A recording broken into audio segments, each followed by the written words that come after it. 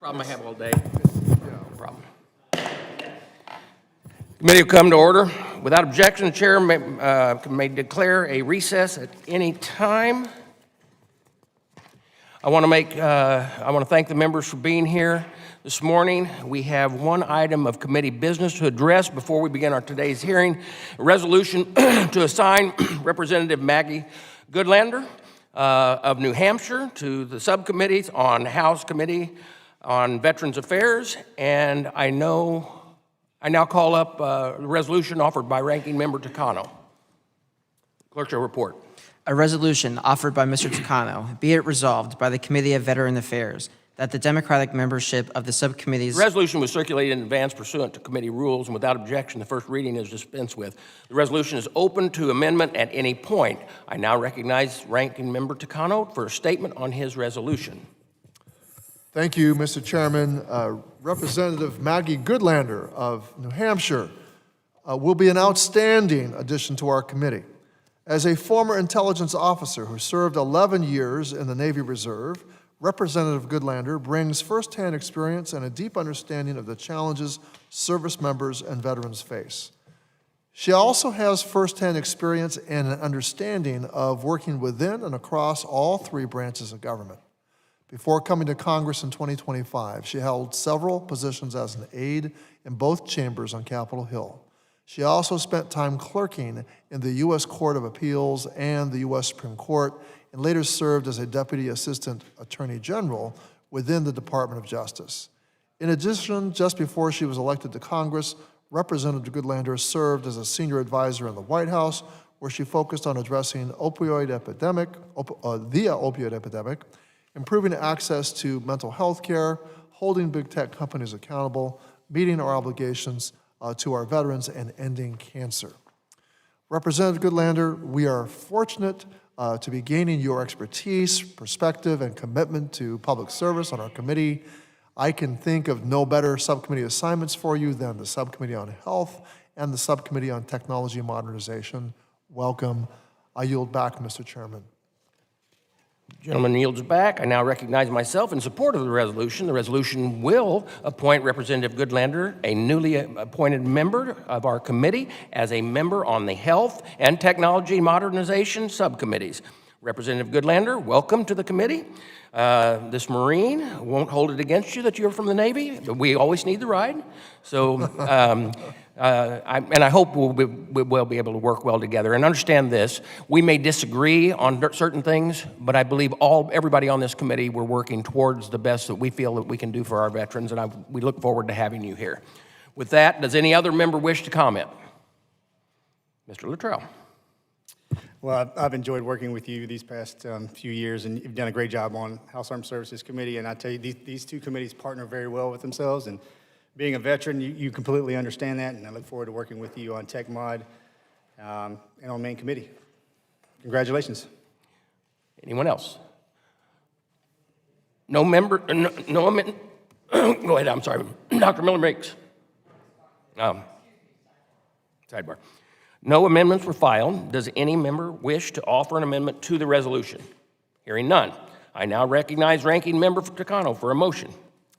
Mr. Chairman, I move that the committee adopt this resolution. All those in favor say aye. Aye. Those opposed, no. In the opinion of the chair, the ayes have it. Its resolution is agreed to, and Representative Goodlander is appointed to the subcommittees on Health and Technology Modernization. We will now take a brief recess to bring our witnesses forward to start the full committee.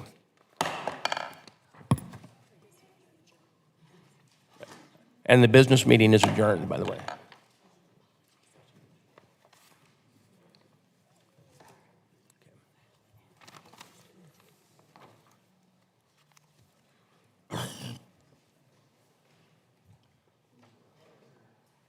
Do you want these letters? Yes, please.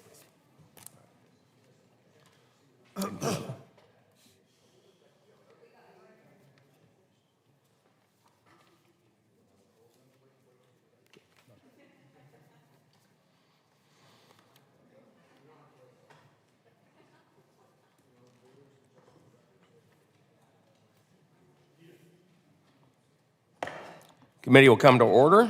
Without objection, the chair may declare a recess at any time. Good morning. Thank you to our witnesses for being here as we conduct a status check on VA's EHRM program.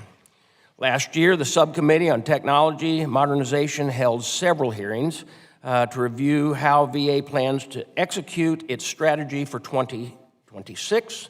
As of today, the EHRM platform has been deployed across 11 sites under the accelerated market-based rollout. We are here today to ask how well that strategy has worked. We need to understand that what VA has learned before the next wave of developments into 2027. It is well known that I have been skeptical of the deployment of this system from the very beginning. Past deployments were filled with cost overruns and patient safety issues. And to be clear, I still have concerns, but I also recognize the progress that has been made to modernize and improve the VA health record system. I'm glad to see the VA leadership taking these problems seriously, but that does not mean our oversight will stop. This is a multi-billion-dollar, years-long effort. Congress needs transparency. Veterans deserve accountability. I understand we are not done with the 2026 deployment yet. Cleveland and Alaska are still scheduled to go live in October. As VA prepares for the next sites, our goal today is simple. We need a clear picture of where this program stands. We need to know what it will cost going forward. We need to know if the VA is ready for what comes next in 2027. VA recently extended its contracts with Oracle because the original price tag was not enough to complete the rollout. We have seen this story before, time after time. This committee has learned that VA first price tag is rarely the last one. For years, we've been asking legitimate questions about the full life cycle cost of this program and have still not received those answers. Before Congress funds additional work, veterans and taxpayers deserve to know why costs are rising faster than planned. We can talk about all the IT systems, contracts, and technical terms, but at the end of the day, this is about the veterans sitting in an exam room, and it's about making sure the medical professionals caring for our veterans have the best tools they need to provide the best health care in the world. With that, I again welcome our witnesses, and I look forward to the testimony. I now recognize Ranking Member Takano for his opening comments. Well, thank you, Chairman Bost. The subject of this hearing could not be more timely. Unfortunately, sir, this hearing as structured falls far short of this committee's Article 1 responsibilities. VA's electronic health record modernization program is potentially the largest modernization effort in the history of VA, but this hearing, I'm afraid, does not meet the moment. You know, and you and I have both shared a skepticism about the progress and about the effort to implement this system. Now, I'm going to say, sir, if you were serious about oversight, you would have invited all key stakeholders, and instead, you invited the Deputy Secretary of VA to come and claim success on behalf of the Trump administration. I had to ask you for the prime contractor, Oracle Health, to be invited so that they could explain why we're hearing from the news, not VA or Oracle. We didn't hear about from the VA itself or Oracle that the current contract has tripled to $27 billion. Let me say that again, $27 billion.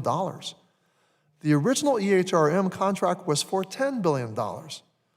That's a staggering increase. Now, Oracle originally accepted the invitation to be here, but then later decided they didn't want to come, citing timing constraints. Mr. Chairman, you chose to do nothing about it. And it seems that you thought it was acceptable to let Oracle skip what is probably the most consequential conversation to date about the project. You thought it was acceptable to let Oracle off the hook when it comes to accountability, and when the dollar value of their contract is tripled. I beg to disagree. There's nothing acceptable about this situation, this scenario. And as of today, Mr. Chairman, you have not shown that you are willing to compel Oracle to show up. You did not invite any independent watchdog to testify. I mean, VA is going to be able to grade its own work before us today. No other independent voices, are going to be able to advise us, about the claims he's going to make in his statement and our questions and the answers to the questions we ask. Instead, I had to request that the Government Accountability Office be here to provide information about the many ongoing problems with this program. And Mr. Chairman, I've done everything in my power in the minority to make this hearing reflect serious oversight of this massive modernization effort. I'm going to show you that on August 20th, your own staff sent an invitation to Oracle Health at my request. On August 25th, I sent you a letter sharing my concerns about the lack of key witnesses not being invited to this hearing. And I thought those witnesses should include Accenture, the Inspector General, and the GAO. I have not received a response to the letter I sent you on August 25th. On August 26th, Oracle emailed that it accepted the invitation to testify.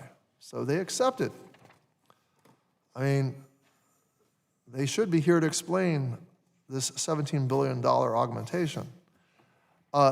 In the same email chain on August 27th, they reneged on that acceptance, citing, quote, time constraints and the two-panel structure, end quote. On August 28th, I sent a letter to Oracle telling them that their refusal to appear was not acceptable. And finally, on August 31st, Oracle responded in a letter reiterating their refusal to appear. Mr. Chairman, I ask unanimous consent to enter all these documents into the committee's record. Without objection. Now, behind me, I think you and I have always, as you say, we share the skepticism.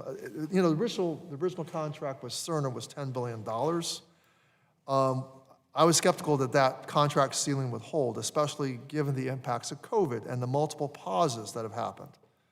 However, a $17 billion increase is unreasonable.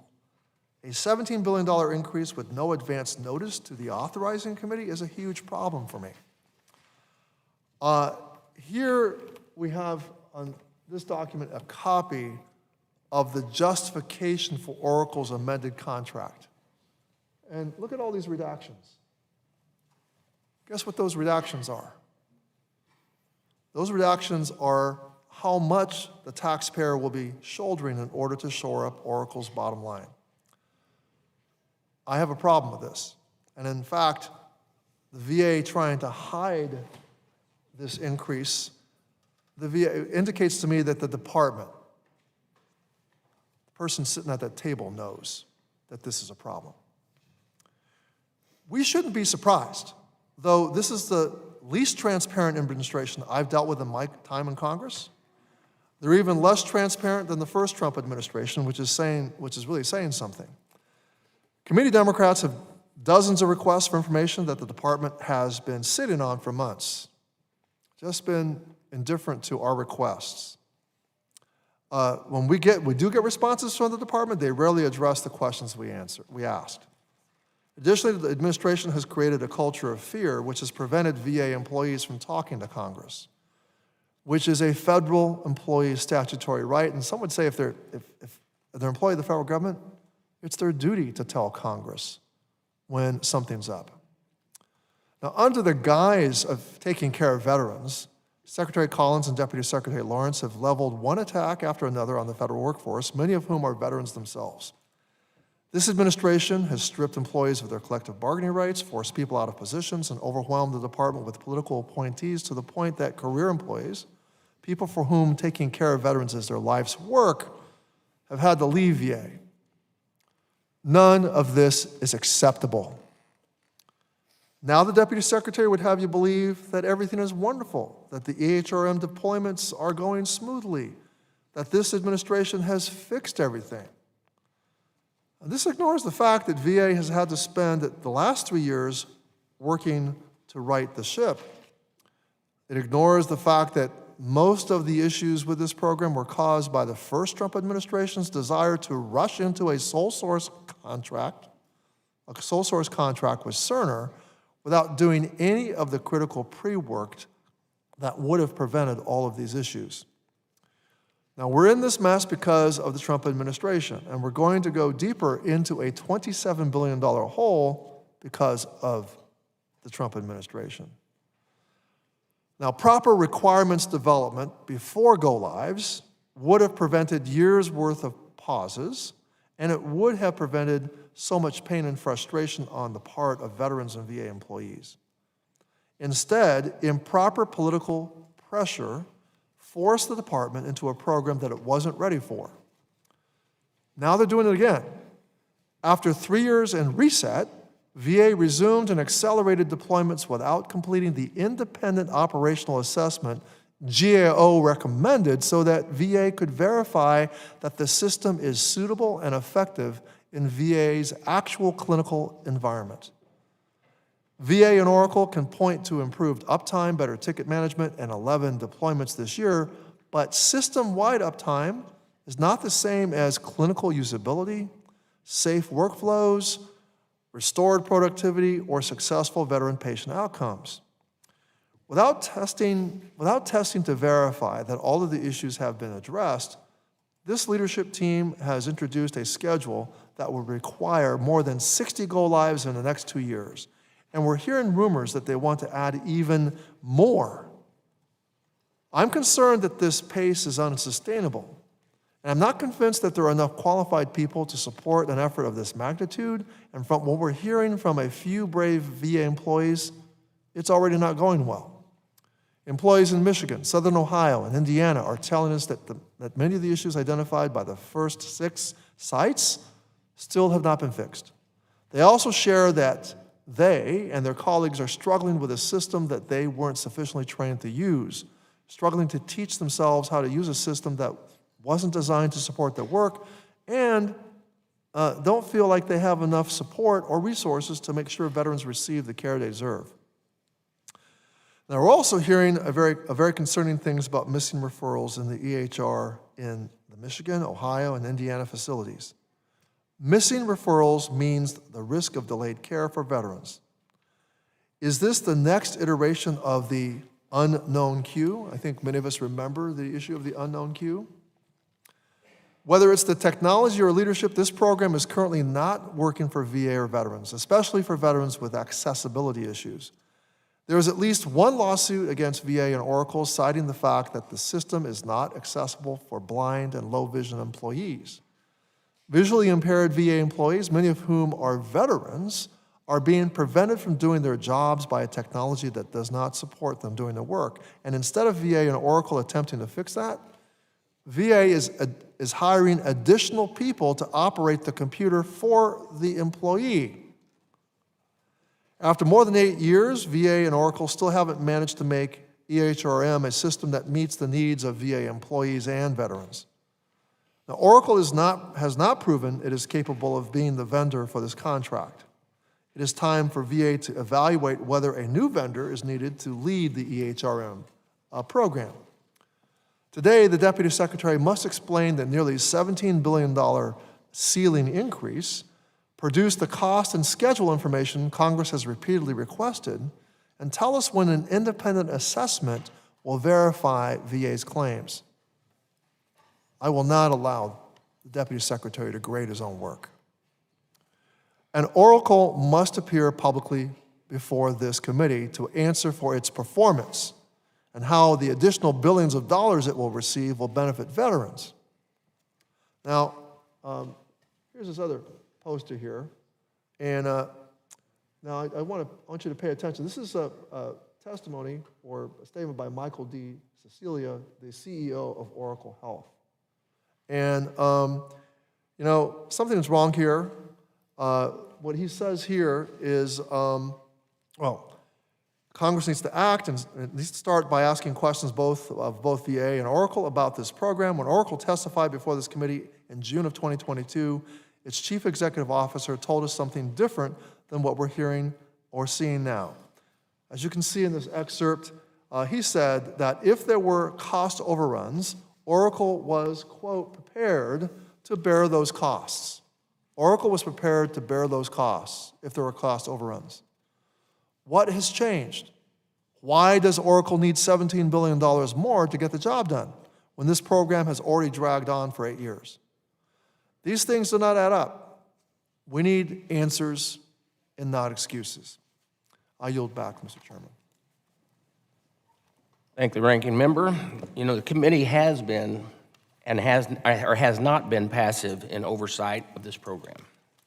We've been conducting oversight on EHRM for years through hearings, briefings, site visits, document requests.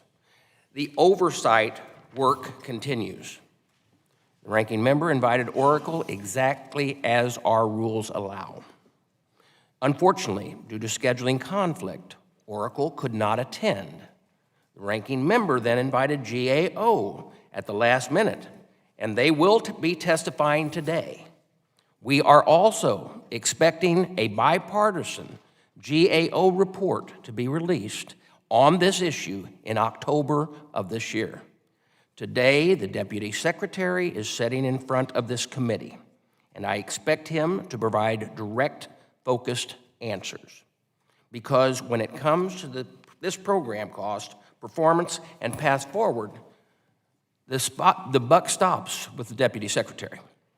And I promise the ranking member that oversight of this issue will continue after this hearing today. This is not a check-the-box activity. This is our committee fulfilling its responsibility for robust oversight of VA, which we have done for years and will continue to do on this issue. It's the one issue that we've actually agreed pretty well on, but yet you're coming up and saying, oh no, we're not doing it. We had people that we invited, they chose not to come and could not come. We did not force them. We will hope that we can have some time where we can hear from them later. Today, we're going to have this hearing. Well, Mr. Chairman, I shared with you the email chain. And I just shared with you what we're working on. Where Oracle originally accepted and then suddenly they don't accept. And I think we could have been a little more insistent together to make sure that Oracle, I mean, it's kind of ridiculous. Well, I was pretty insistent, and the way it is right now, they are a private company, and we did argue, and we did try to get them there. But we do have who we have before us now, and we will have the other panel next, and we will continue with the work that we have laid out today. So thank you very much. We will now turn to our witness testimony. Testifying before us today is the Honorable Dr. Paul Lawrence, Deputy Secretary at VA. Accompanying the Deputy Secretary is Dr. Neil Evans, Program Executive Director of the EHRM Integration Office. Will the witnesses please stand? Can you please raise your right hand? Do you solemnly swear that the testimony you are about to provide is the truth, the whole truth, and nothing but the truth? Thank you. Let the record reflect that the witnesses have answered in the affirmative. I now recognize Deputy Secretary Dr. Paul Lawrence for 5 minutes to deliver your testimony on behalf of the Department of Veterans Affairs. Chairman Bost, Ranking Member Takano, and distinguished members of the committee, thank you for the opportunity to update you on the momentum behind VA's electronic health record modernization program. As the chairman has pointed out, Dr. Neil Evans, our program director, joins me. When I came into this role, the program had sat largely dormant for nearly 2 years. Thanks to President Trump's leadership and Secretary Collins' leadership, we were able to accelerate deployment of the electronic health record. The program is back on track. The system is stable, strong, and reliable.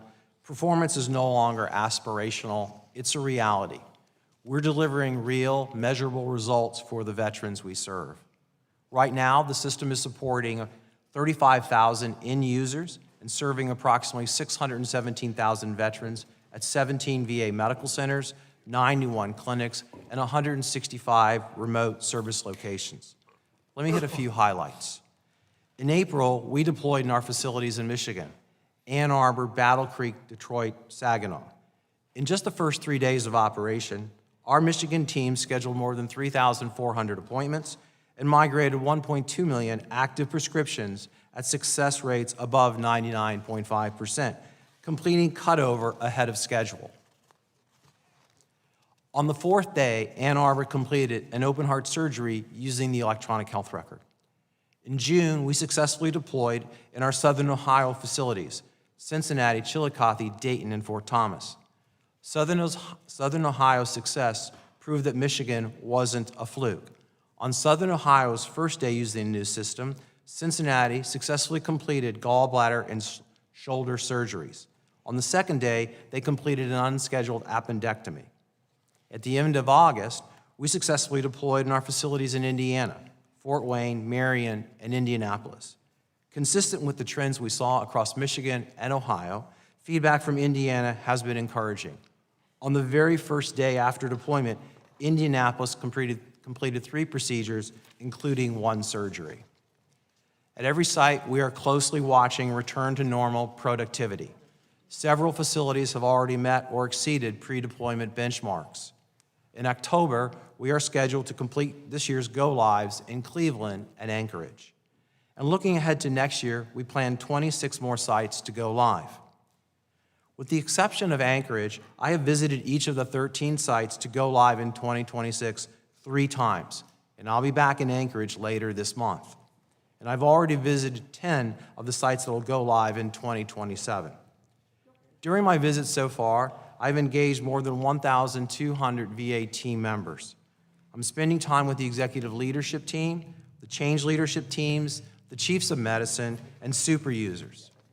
I'm monitoring progress, I'm listening to issues, and I'm asking what help I can provide. I can report that our teams are motivated and energized about their deployments, and I'm always impressed with their talent, their commitments, and their very strict mission focus. And I'm also meeting monthly with senior leaders from Oracle and our major subcontractors to hold them accountable and to strengthen our collaboration. For too long, this committee has heard false promises. What's different about my appearance before you is that I presented results. And what's also different now is that our leadership is focused, engaged, and accountable, and the results reflect that. In short, we have momentum. With our proven execution model and this committee's continued strong support, we will continue to deliver a modernized EHR for our veterans, clinicians, and staff. Thank you, and I welcome your questions. I thank you for your testimony, and we're now going to go to questions. I'll now yield myself 5 minutes for questions. Dr. Lawrence, the VA expects to reach the original Oracle contract ceiling in early fiscal year 2027. Did VA leadership expect this when it committed to the new schedule, or was it accelerated rollout driving the higher costs? The costs were stipulated in the document we gave you in September of last year, explaining what would happen during the remaining period of time. We hit the ceiling as planned. The contract extension and the ceiling modification reflect us hitting the ceiling and the costs we predicted in the documents we gave you last year. Have you concerns that, how confident are you with the fact that that $17 billion to this program will be the finished rollout? I'm very confident. What I can tell you, because I wasn't here in the past, that's already been described, what I can tell you is since I showed up at the end of March, we have spent exactly the money you have allowed us. We have deployed in the schedule exactly as we said we would. We have had serious conversations with our contractors that this is the money available to do the things we need to do. The Secretary has been very clear about the importance of this mission. I'm very confident that is the money we need. A complete life cycle cost estimate should include the program's historical cost, its full operating and sustained cost, and an assessment of future risk. The estimated the estimate VA provided to Congress does not include that full picture. When will Congress receive a complete and reliable estimate that includes all of these costs and tells taxpayers and what this program is actually going to cost us? Yeah, there must be some confusion because we have that numbers, and I'm surprised you don't because we tried to share that with you directly. And I know coming out of the hearing in TechMod in December, that was the request to provide not only to you, but I believe GAO, and I might be mistracking on that. But we have those numbers, and we'll just have to figure out how to give them to you. Well, I'm going to tell you, and then I'm going to veer off of my questions here because I've dealt with this issue so long.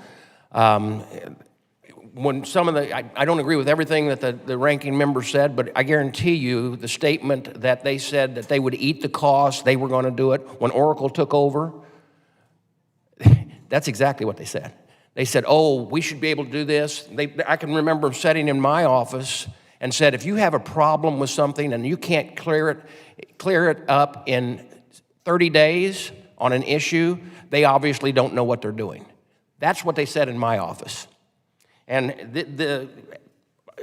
this has been, and I know you're here to tell us, and I want to hear, and we have several questions that are going to come up from everybody, but this has been the biggest boondoggle I've ever seen. And I know that's not, this was before you got here, okay? And the frustration that we feel on this committee and the subcommittee as well is beyond measure. And I know you know that already. You knew it when you took it over.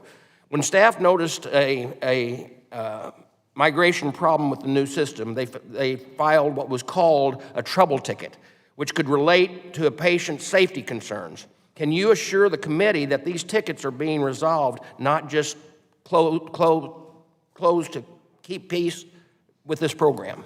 Absolutely, absolutely. And I will tell you what's going on right now at the Indiana deployment is we are resolving tickets very fast. We are paying a great deal of attention to those tickets that are identified as patient safety issues. We've identified those. None of them have gone into the category of critical patient safety issues.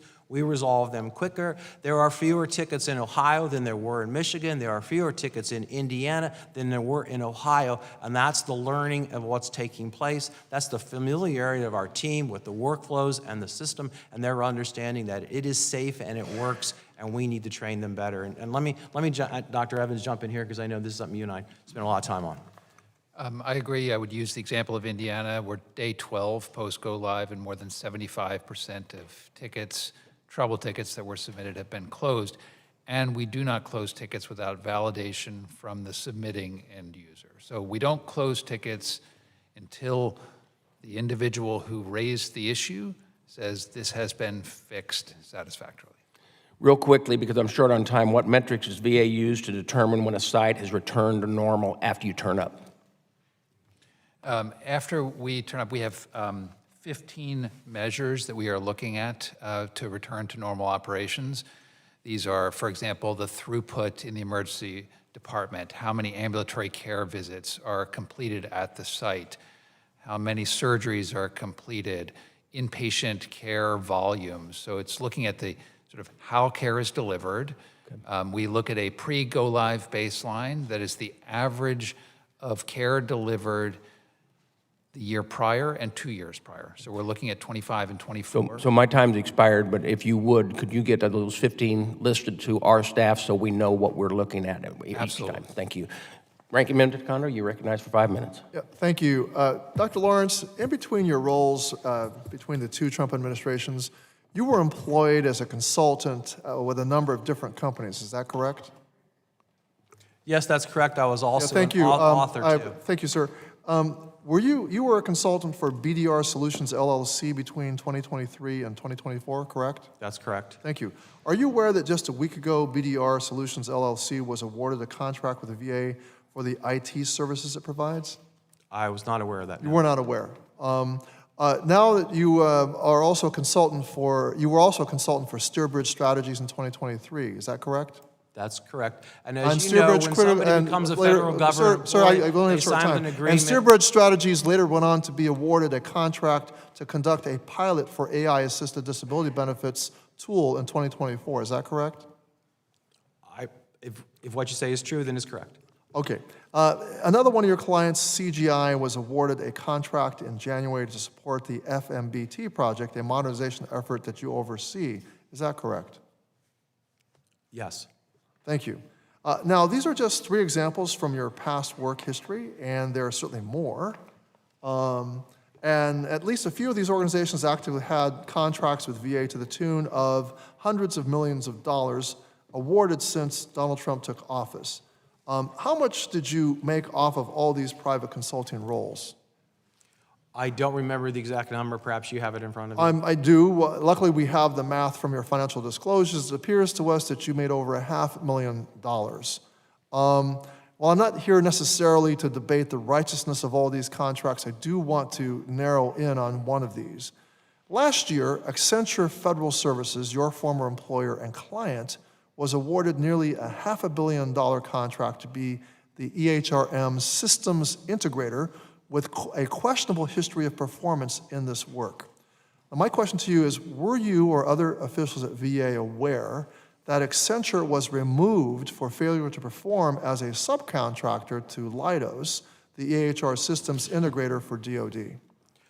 Acquisitions are done by our So acquisition. yes or no question, were you aware or not that Accenture was removed I for failure was to not perform? involved in the acquisition. Were you aware or I not, was sir? not involved in the acquisition, and therefore, by definition, Mr. I was unaware of any of these Undersecretary, were you aware that Accenture was removed for failure to perform as a subcontractor to Leidos? I was not involved. You were not, in you the were not, so you were not aware?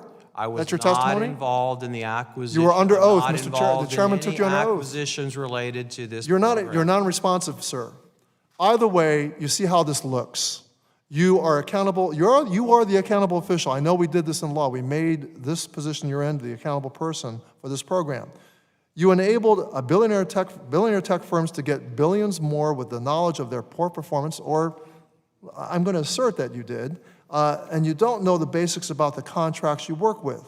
My Republican colleagues here talk a lot about fraud and mismanagement, but I was shocked when they remained silent about when the Washington Post and the Wall Street Journal accused disabled veterans of defrauding the government. But I'm not surprised that many seem to be turning the other way as far as the Trump administration is concerned. Now, your answers today make it abundantly clear just how far the pay-to-play mentality seems to be seeping into the department. And rather than provide quality care to veterans in a competitive market, this administration would rather fund itself and their billionaire buddies. So I have a great example as a comparison. On the one side, VA prepares to send an additional $17 billion to Oracle, owned by Larry Ellison, on top of the $10 billion, on top of the $10 billion they've already blown through in 8 years. On the other hand, veterans and military retirees are told that the Major Richard Starr Act, which costs $13 billion, is just too expensive to pass. So y'all can throw $17 billion at Larry Ellison, whose company already said that they would eat the cost if they had cost overruns, but you can't find $13 billion to take care of combat veterans who want to get concurrent receipt of their VA benefits and their military pensions. I find this unacceptable. General Berkman, you're recognized for 5 minutes. Thank you, Mr. Chairman. 330 years ago, the Salem witch trials were going on, just so you know. That's really, all that means is that was 330 years ago. 30 plus years ago, I was involved with the operating room equipment business and watched the transition of the Da Vinci, the introduction of robotic surgery, and saw how new technology was trying to be introduced for the right reasons, but there was pushback because this is not the way we've always done it. So let's focus forward here and see what's gone right rather than getting into things that may not or will not provide better outcomes for veterans. Dr. Lawrence, you personally visited all 13 sites scheduled for deployment this year, including 4 in Michigan. Michigan was the largest single wave deployment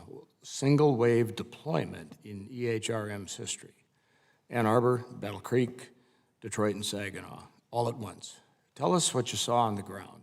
More importantly, what did Michigan teach you about executing a transition this complex as you head towards full deployment in 2031? What I saw on the ground in Michigan was a highly motivated team that very much was embracing the new electronic health record. Through the training, they realized how much easier and better it was going to be to provide care for our veterans. They realized that our old system was antiquated, required too many clicks, too many references to other screens, too many chances for typos as information was entered over and over again. They were concerned, given that in the previous administration they got waived off at the last minute, so they were apprehensive but comforted knowing that they had a lot of help on the go-live day as well as the 2 weeks afterwards. at the elbow support, super users who had been extra trained. That was really informative. Yes, along the way, we found some things that we needed to emphasize better, part of which was, do a bunch of work up front so it doesn't result in manual work afterwards. So that affected our training in Ohio and Indiana, as well as really appreciating the role of the super users to augment the training when we actually turn the system on. Yeah, so in any implementation process, no matter what business you're in, you're gonna find that in that initial implementation, things never go 100% right. The question is, how do you mitigate those little mistakes that occur naturally, pop up, and then you fix them? Okay, let's go forward here to Michigan goes statewide in 2027. That means that Iron Mountain, which is in my district, and would be a rural, but in some cases remote facility. Every facility VA has deployed to this year has been a mid-sized or larger one. So now you're going to have that small market area. Iron Mountain is the small hospital serving veterans across the entire Upper Peninsula and northern Wisconsin. What specifically changes in your deployment model for a facility like that? Certainly. Iron Mountain is very, very special, but it's not unique in the sense that Saginaw has a very similar footprint. Not quite as large, but very similar. A hospital with a lot of CBOCs. What's different about Iron Mountain is the CBOCs are far away, and when we go live in January of 2027, it is likely to be very difficult weather conditions. So our team there has to be prepared to go there and provide assistance far from the hospital and stay for long periods of time. So we're very attuned to that. We're very attuned to when the care is going to be provided in these remote facilities and what time, time of the year it's going to be. So we're very much attuned to that. We've checked on the technology to make sure it works. We've augmented that, and we very much have our team ready to go. So I expect Iron Mountain will go live on January 15th as planned. To wit, I will go visit them once again to make sure we understand the footprint and the complexities of it. Okay, any comments on how community care relates to all of this, is how we basically introduce it, fine-tune it, ensure that the frontline operators have the confidence to do things differently, because that's what they're going to have to do? Certainly. So the do things differently is true for so many of our providers because the system is different, and that's what the training is about. But the concept of community care is very similar and easier in the new system. Information transfers seamlessly out, and more importantly, when something's been done to our veterans, the information comes back so our providers have it all there. It's a very similar process. It's just using different technology.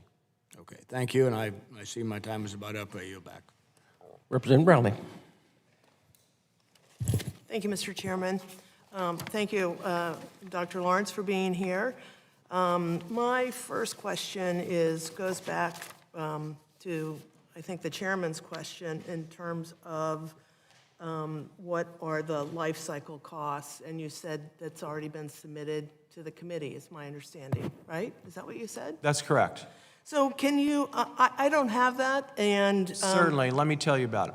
Okay, so with the addition, what the document we gave you in June 30th of last year gave the cost through go live completion 2031 of about $37 billion. We then were asked, what is the sustainment cost? We gave an estimate of approximately $1 billion. Please don't hold me if I don't have it exactly right. So adding it for the remaining time, 11 more years, got to about $48 billion. so 37 plus 48? No, 37 plus 11 to total 48. Okay. So it's the deployment plus the sustainment for the period of time that syncs up with, I believe, some of the GAO estimates. Okay, and I presume you've given that to the committee and it's, Yes. yeah, okay. Oh, yes. All right, those exact numbers. I mean, you're quoting the exact numbers that that are in Give me the a little report. plus or minus if I don't remember exactly right, but that's Okay, right. all right, and so, I mean, GAO, who we rely on for independent assessments and certainly non-political assessments, if you will, has said that VA still lacks that update. So that's where I'm coming from, because I haven't seen anything else. Sure. The GAO will also say that we need life cycle cost estimates, and we also need a reliable integrated master schedule. And so we need those two things to have the appropriate oversight and be able to monitor this as it goes through to 2031 when it is scheduled to be completed. So we know the beginning time and the ending time, but we don't really have anything sort of in between. Sure. I'm concerned about that too. We spend an awful lot of time collaborating with GAO, working closely, inviting them to our trips, demonstrating the system to them, and providing them information. Our schedule is well known, the costs are well known, so we're going to have to figure out why this is. Neil, you work with them all the time. We've delivered the schedule. So you were asking about the integrated master schedule. We've delivered the schedule for deployments through 2031 last September 30th, 2025. The questions are around the integrated master schedule. That is, what is happening every week, every day between now and then from a deployment schedule. Yep. We have the integrated master schedule for all of the 26 sites in the 11 active waves where we're currently deploying, and are building out the full integrated master schedule and anticipate demonstrating those dashboards and providing a view to the GAO of that within the next month or two. It's very soon. Okay, and okay, let me move on. So of the $17 billion, how much of that is tied to demonstrating improvements in system performance, clinical satisfaction, patient safety, accessibility, et cetera? So I'm assuming that the 17 is to ensure that you complete the rest of the cycle here. I'm wondering if a portion of that is you've identified certain areas that need improvement, how much of that is dedicated to that? I don't have the exact figure for the amount that goes to optimization. What I'll say is this. Within that figure are the costs to deploy. So we will train, for example, over 500,000 individuals when you consider VA employees plus the trainees, over 120,000 trainees who come through VA every year. We will train more than 500,000 folks. We will deploy all of the equipment and run the go-lives, et cetera. We will operate the system, and there is, within that money, and there are funds to optimize, to continue to improve the system. That is change requests and the like. Okay, I still am a little confused on how we're going to oversee all of that, but I will move on. You mentioned training.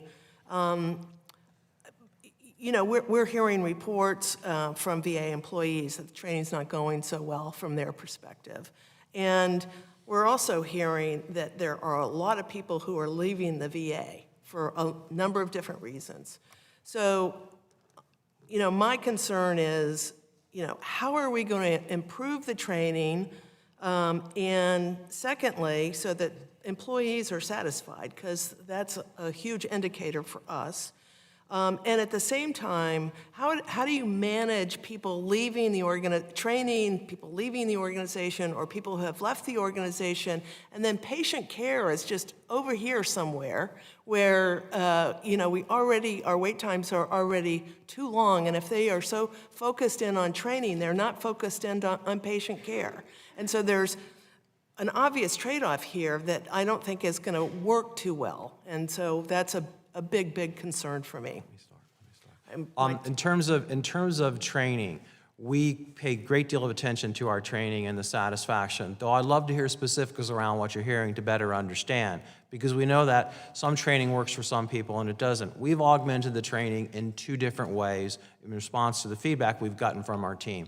One is to introduce something we call adoption training, where afterwards we have very customized training where we walk through the system with certain providers. So, for example, anesthesiologists get on a call, and trained anesthesiologists who are using the system share screens and explain how that works. So we have very customized training to our specialized medical people who may need more because of the complexity. That has been very well received. We've also, in an effort to make the information easier for folks to obtain faster, which is introduce an AI chatbot where you can ask questions about workflows, where it goes only to the sources of information we've put so you can more quickly get it as opposed to having to search for it. So we're very concerned about getting folks the right information. That's been a huge success. This was introduced about a month ago, about 115,000 questions, and we're paying attention to the questions to make sure they got answered, but also to see what they're asking about, to see how that reflects us to change the training. We're very sensitive to what you said, which is highly skilled providers cannot be away from their patients very long. The training has to be very, very efficient and very precise. We can't ask them to leave patients for 40 hours like we can an administrative person. And the final thing is what happens when providers leave or we have new providers is we train them on the system, just like they would learn any other system when they went to another hospital group. Issue within the city. It takes time for that to happen. I do think there's an issue here around patient care and the delay of patient care and the wait times to get that care. But I will yield. I'd love to talk to I'll you more yield about back. that. I'd love to talk to you more about that. For the purposes of the committee's knowing and understanding, Dr. Lawrence, what you sent us was a preliminary estimate. It is not a GAO recommended official estimate on the price. We do not have that. So with that, Representative Luttrell, you're next. You're recognized. You came in late.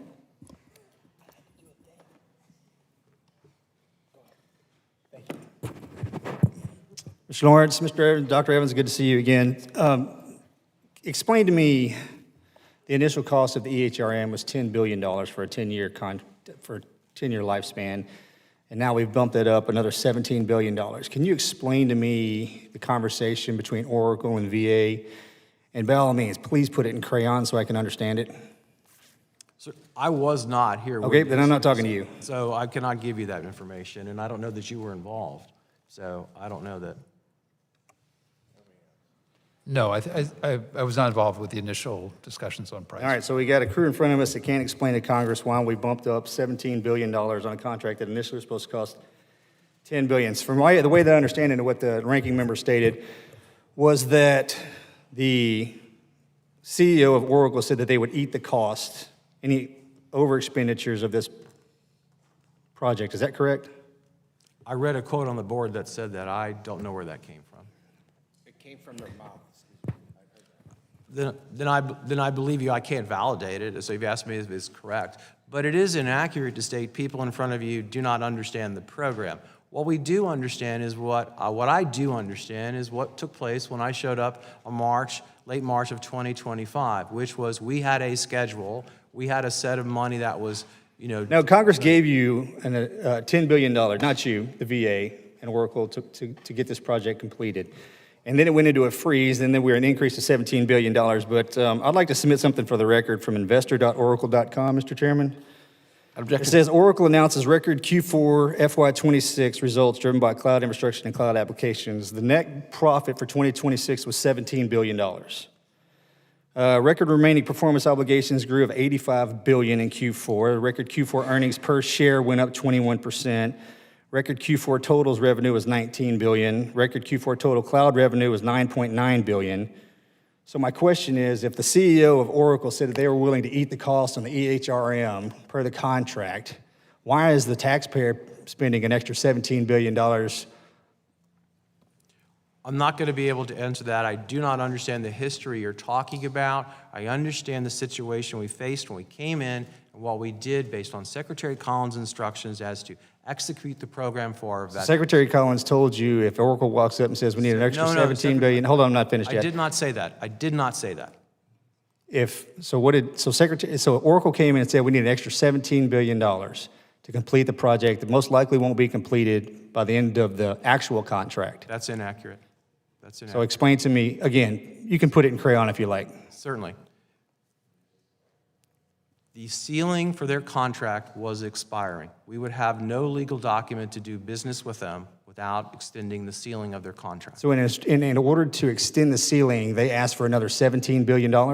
We needed $17 billion to complete. Who's we? We, the VA, needed to complete the deployment. Why did the VA need $17 billion so Oracle asked the VA for $17 billion? No. And where's the $17 billion going to?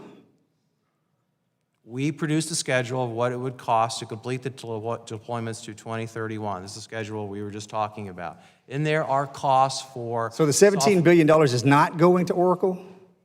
No, it may go to Oracle. It may go to Oracle. It's a time and materials contract. We increase the ceiling. Each task has to be negotiated underneath the ceiling. So 17 is the maximum. Where did who initiated the $17 billion number? Oracle or the VA? We asked for a proposal, so if you let me finish. Can I finish? We estimated what it would cost to complete the deployment through 2031. Of that, some of it is for the services that Oracle provides, software as well as some training and some other things. Okay? Coming to the conclusion of this contract, the ceiling, we asked them for a proposal. This is the part where our acquisition team kicks in. Broadly, because I'm not involved in this, they get independent estimates of what it should cost. We negotiate. That's where the $17 billion. So that came from Oracle? That came from Oracle. But Okay, so that's a yes. It was a So my second request. question It was is, a request why didn't the from us. VA, hang on for a second, why didn't the VA negotiate back to Oracle on why can't you complete the project with the $10 billion we gave you? Again, this is the part I'm not going to be able to tell you. Acquisition is done by a separate group. I have no involvement of that, neither does Neil, because In your position, you're not allowed to ask the acquisition officer what's going on? that's how the structure of the government works, yes, sir. That's how the structure of the government works, Government that a seated acquisitions secretary can't ask an appropriations officer where that money's going? We get a broad discussion of how it takes place. The negotiations are done by a separate team. That's And nobody at the VA said, hey, why are we adding on another $17 billion of taxpayer money? I don't know that for a fact. I don't know what took place in the acquisition conversations. So who do we need to talk to that would know the answer to that question? We could probably Is it somebody inside the VA? We could probably arrange a briefing for your team on some confidential information. Gentleman's time has expired. You could probably do that for me? Gentleman's time has expired. I mean, if I said, hey, I'm probably going to give the VA some money, you think the veterans and the United States veterans would be pissed off about that? Gentleman's You know, it time is our has job. expired. Yes, sir. Representative Pappas, you're recognized for 5 minutes. Thank you, Mr. Chairman. This issue is incredibly important to every member on this committee. We've been working on it for years, and we've got to make sure there's maximum transparency and accountability for veterans, for VA employees, and for taxpayers. I want to zero in on the training question that Representative Brownlee was asking about, because this system is only going to be effective and be able to be fully implemented if the people using it are receiving sufficient training and can incorporate that into their daily workflows as they take care of veterans. Now, since 2018, VA's obligated about $6 billion to the program's contract. Included in that is virtual-only training at 15 to 25 hours per position. We've heard some comments from frontline employees that I think are concerning, and I would like you to address them. Multiple facilities that have asked for someone to deliver training in person, those requests were denied. Staff that finished Oracle's training modules left feeling unconfident about the fact that they understood the basics of the program, and new hires who were left unable to document patient care for 2 to 4 weeks. I appreciate you talking about some augmented training steps that the department has taken, but I also want to focus on what Oracle's role here should be. We're paying them a significant amount of money. Included in that is ensuring that they're providing adequate training.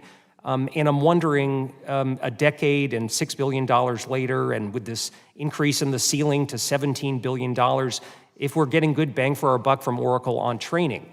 Because I've learned that VA staff picked up the slack, has created their own training program, the National EHRM Supplemental Staffing Unit, which they've done on their own time, and they say it helps more than anything that Oracle has been providing. So can you talk about how you measure success with respect to training, and whether you feel like Oracle is just going through the motions on this, and if they need to step up to the table in a bigger way on this? I know that one of the measures for deciding whether a site is ready to go live is if 80% of staff have completed training, which is a metric Oracle cites in their statements to show that training is working. But is the focus, should we be focused on completion rate, or should we be focused on competency and whether the staff feels confident that they'll be able to utilize the system and incorporate that into their workflow? Let me start and jump in here. I think both. And I think what happens is what you see, and we talk about this, is to go live, we ask the medical center director, are you comfortable your team is trained to execute and provide medicine? And the answer has been yes before we've gone live in each of those. And 80% is the minimum we shoot for. We'd have some facilities that get 100% of the folks trained, okay? And the hours vary based on position and specialty. And the feedback, again, from my visits when we go out is, here's what we like, here's what we don't like, here's how it's augmented, right? So we have additional training. But by and large, when you see us getting to normal, and when you see our team providing the kind of services I talked about, open heart surgery and the like, those are indications that the training is successful. Could it be better? Yes, of course. We spend a lot of time thinking about that. We're balancing time, like we talked before, the providers to their ability to do this, right? And so we're listening carefully to what they're telling us. But yes, by and large, the training has been good. Neil, you want to? I agree. I mean, we spend a considerable amount of time, so 100% agree with you that we are going to listen to users and continue to improve training. I'll say a couple things with regard to where training fits in an overall adoption strategy. We've mentioned GAO several times. GAO advised us at the beginning of the reset to say, you need a comprehensive change management strategy that thinks about how do you take an end user who's been using Vista CPRS for many years and walk them through the journey of understanding not just how to use the software, but how this is going to impact the daily work that they do. The federal EHR is a role-based system. There are more than 300 roles, and there's unique training for each of those roles. And we are working to improve each one of those training tracks with Oracle. You mentioned NESU, the National EHR Supplemental Staffing Unit. I'm hugely proud of what they have done. They provide training and support for only a handful of roles. There are many, many roles that NESU does not provide support for. That is where we introduced Learning Labs, which is in-person opportunity to practice that comes after training. We're getting great feedback about that. So the short answer is we are going to continue to work to make training better and more efficient for all users, not just for our clinicians in primary care, mental health, et cetera. Thank you. I yield back. Thank you. The gentleman yields back to Representative Van Arden. Thank you, Mr. Chairman. Last night I got together with my colleagues, Mr. Bergman and Mr. Luttrell, with just about every veteran service organization we could get together, and we started talking about stuff and got contentious for a while. I'm going to ask you a question.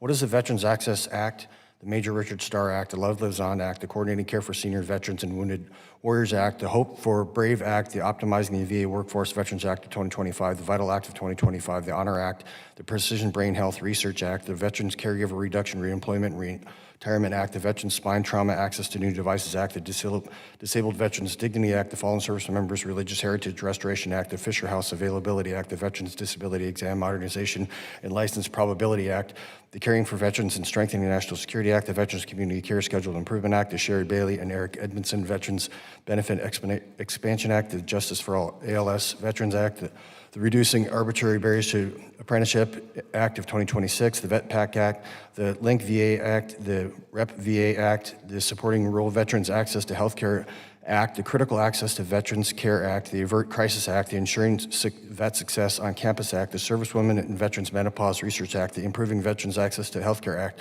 the Improving Access to Care for Rural Veterans Act, the End Veterans Overdose Act, the Veterans Service Dog Assistance Veterans Act, the Recovery Act, the Assistance Act, the Fairness of Veterans Education Act, the Ensuring Veterans Final Resting Place Act, and the Dennis and Lois Krafalski Act, the Veteran Support Act, the Delivering Dignity to Our Veterans Act, the Clear Communication for Veterans Act, the Travel Act, the Veterans Mental Health and Addiction Therapy Quality Care Act, the Caring for Our Veterans Act, the SAVES Act, the Molly R. Loomis Research for Descendants of Toxic Exposed Veterans Act, the TAP Promotion Act, the Lactation Space for Veteran Moms Act, the Review Every Veterans Claim Act, the Vet Opportunity Act, the Veterans National Traumatic Brain Injury Treatment Act, the Simplifying VA Forms Act, the Protecting Veterans Access to Telemedicine Service Act of 2025, the START Act, the Expanding Act for Online Veterans Student Act, the Representing Our Seniors at VA Act, the Blast Over Pressure and Research Mitigation Task Force, the ETS Act, the VA Fiscal Management Modernization Act, the CRUISE Act, the VA Contacting and Procurement Act, the Leasing Infrastructure Act of 2025, and the Modernizing All Veterans and Service Act, and the Beacon Act of 2026. What do those all have in common?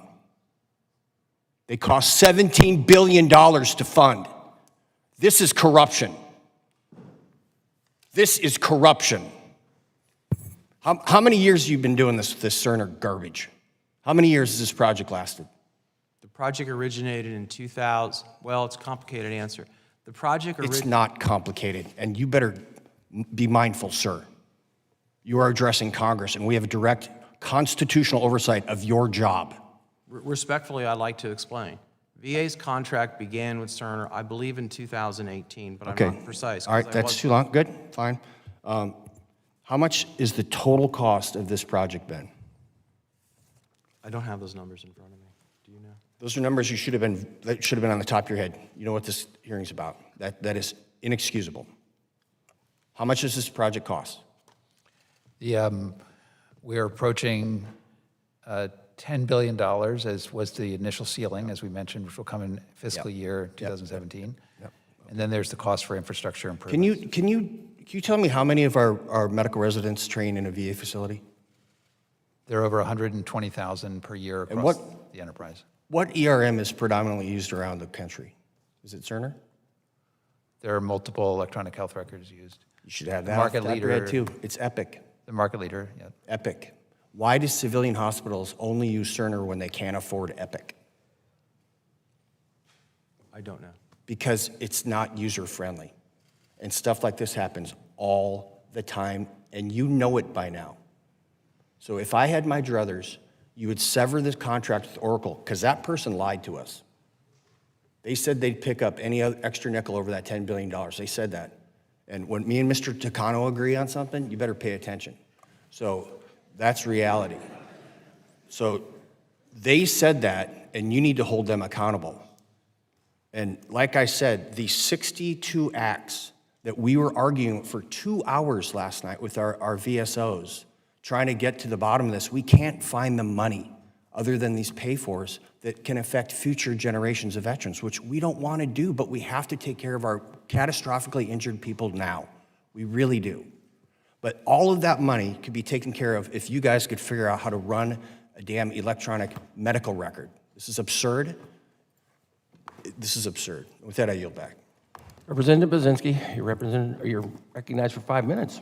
Yeah, thank you. I would just start out by saying I add my voice exactly to Congressman Van Orden's point here that you ask a question, what's the final cost on this project? And they stutter because they don't know, and that ultimately this is just a blank check for Oracle.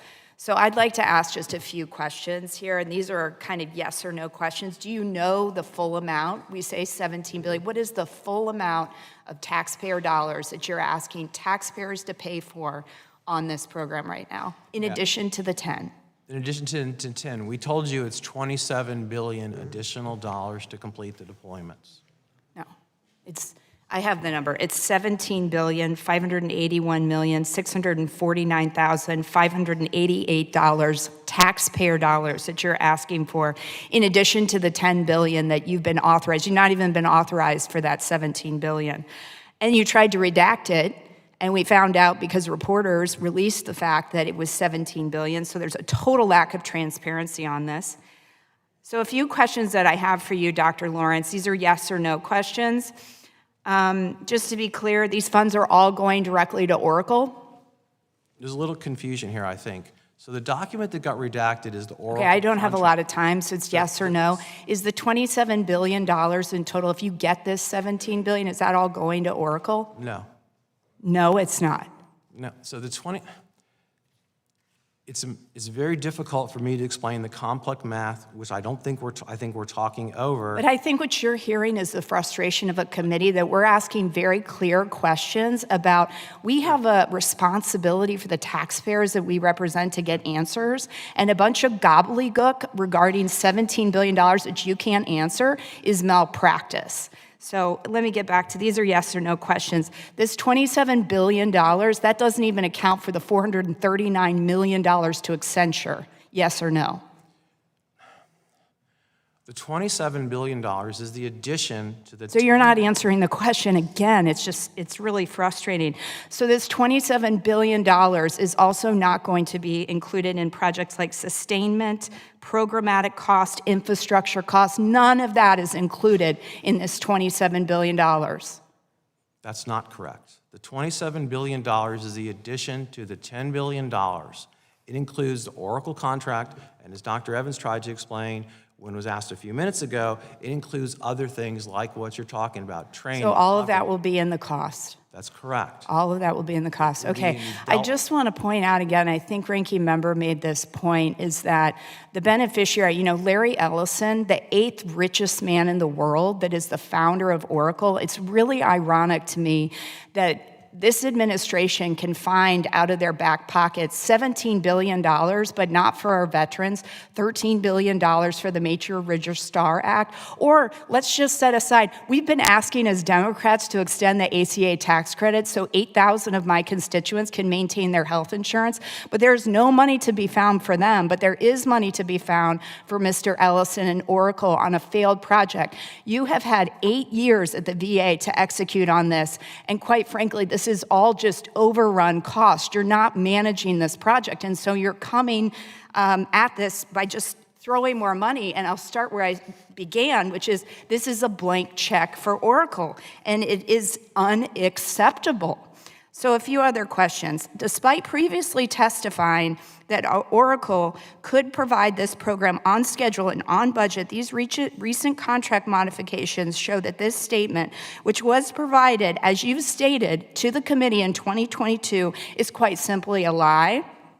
In fact, you have allowed Oracle to get away with saying that these costs are overruns and are due to unanticipated complexities, and that's a quote. Whose role is that to identify and manage those complexities with a vendor like Oracle? Is that your job? In 2022, 2023, and 2024, that was another team. That was their job to manage those complexities. So you're passing the buck. I'm pointing out what happened. And so when I showed up in 25, we discovered those problems existed. We discovered we were running out of money, and we're dealing with them. The testimony I gave today and the results I'm reporting today are of a success of our team riding the ship and now delivering an electronic health record, which I agree with you, stumbled for too long. So we're in the process of delivering I'll tell you, results. I'm the ranking member of the subcommittee on tech and modernization. One of the other issues we've been raising is the fact that this administration failed until I think March to nominate a CIO, even though there was so many big projects that were happening. So welcome to the team, and I'm glad that you're finally on this, but we are demanding accountability on this full project. The second question I have is, are VA and Oracle going to come back to Congress in another 2 years and ask us for more money? Is this the end of the gravy train for Oracle? The answer is no. We're not going to come back and ask for more money. That's it. It's all going to be completed. Because I do just want to say that there are 170 health clinics over the 8 years that the VA has been tasked with implementing this program. Only 17 have been executed on. That is ridiculous. And I yield back. Representative Mace. Good morning, and thank you, Mr. Chairman. Mr. Lawrence, so this program started, 2018? If you'll bear with me for 1 second. No, what year did this program start? VA started our part of the program in 2017. Recall, this is a joint program with DOD, so that's important. Okay, and in the original quote was $10 billion? Yes. Okay, and then they've asked for another $17 billion, so then we're at $27 billion is the math total so far for the program through 2031? Well, no, it's going to be $37 billion. So you described the Oracle part of it. There's additional costs, so the total is 10 plus 27. So $37 billion. How much is that per patient at the VA? I can't do the math in my head. It's $37 billion divided by 17.5 million veterans. That's the math. What's the math? Someone do the math for me on that. And how much has been spent so far? $10 billion. And how many sites has this been implemented at? It's been implemented as of this weekend, or a couple weekends ago, 17. And have there been detailed reports about the implementation at those 17 sites provided to Congress? So 11 have been done by this team since April, so we've experienced what those have gone on. There's a host of GAO reports and IG reports about the 6 that were previously implemented, primarily by another team in the previous year. So there's a host of those things, which we've studied and incorporated learning in the go-forward deployments. We have plans to finish the deployment in all 170 sites by 2030. What are some of the lessons learned from the implementation at the first 17 sites? Listening to our team, providing sufficient change management, providing sufficient training, understanding the importance of the patient safety issues which came up in the previous attempts, and How many safety incidences were there in the first 17 sites that this was implemented in? jump in here. There have been no critical patient safety items found for the last 11 sites that have gone live since the beginning. I'm asking about the first 17. I would have to get you that information. It can't be 0 because that would be a lie. It's not 0. We ask, one of the things that we do with this program is we encourage and frankly train all of our end users about how to raise their hand. We would rather have over-reporting about patient safety concerns so that we can identify where patient safety issues are that we can address. The math is just over $2,000 per patient. How is this compared to the average implementation of electronic records in the private sector and at a private or commercial hospital? I'd have to get you the information. I don't know. What have taxpayers gotten out of this? What are they going to get out of another $27 billion? Why is it costing $27 billion more? As we indicated, uncertain results in the $10 billion to get 6 sites, but now to complete How do we have uncertain results?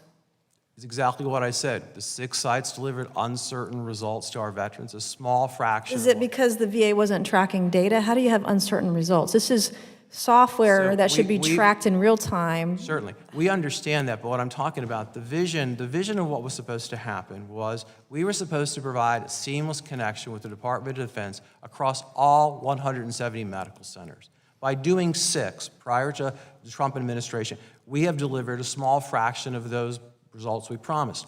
Our attempts now are to get all the remaining sites on board so that we have seamless interface with the Department Have of there been complaints about the use of the software, that it being numerous clicks in the software just to get to a single piece of data?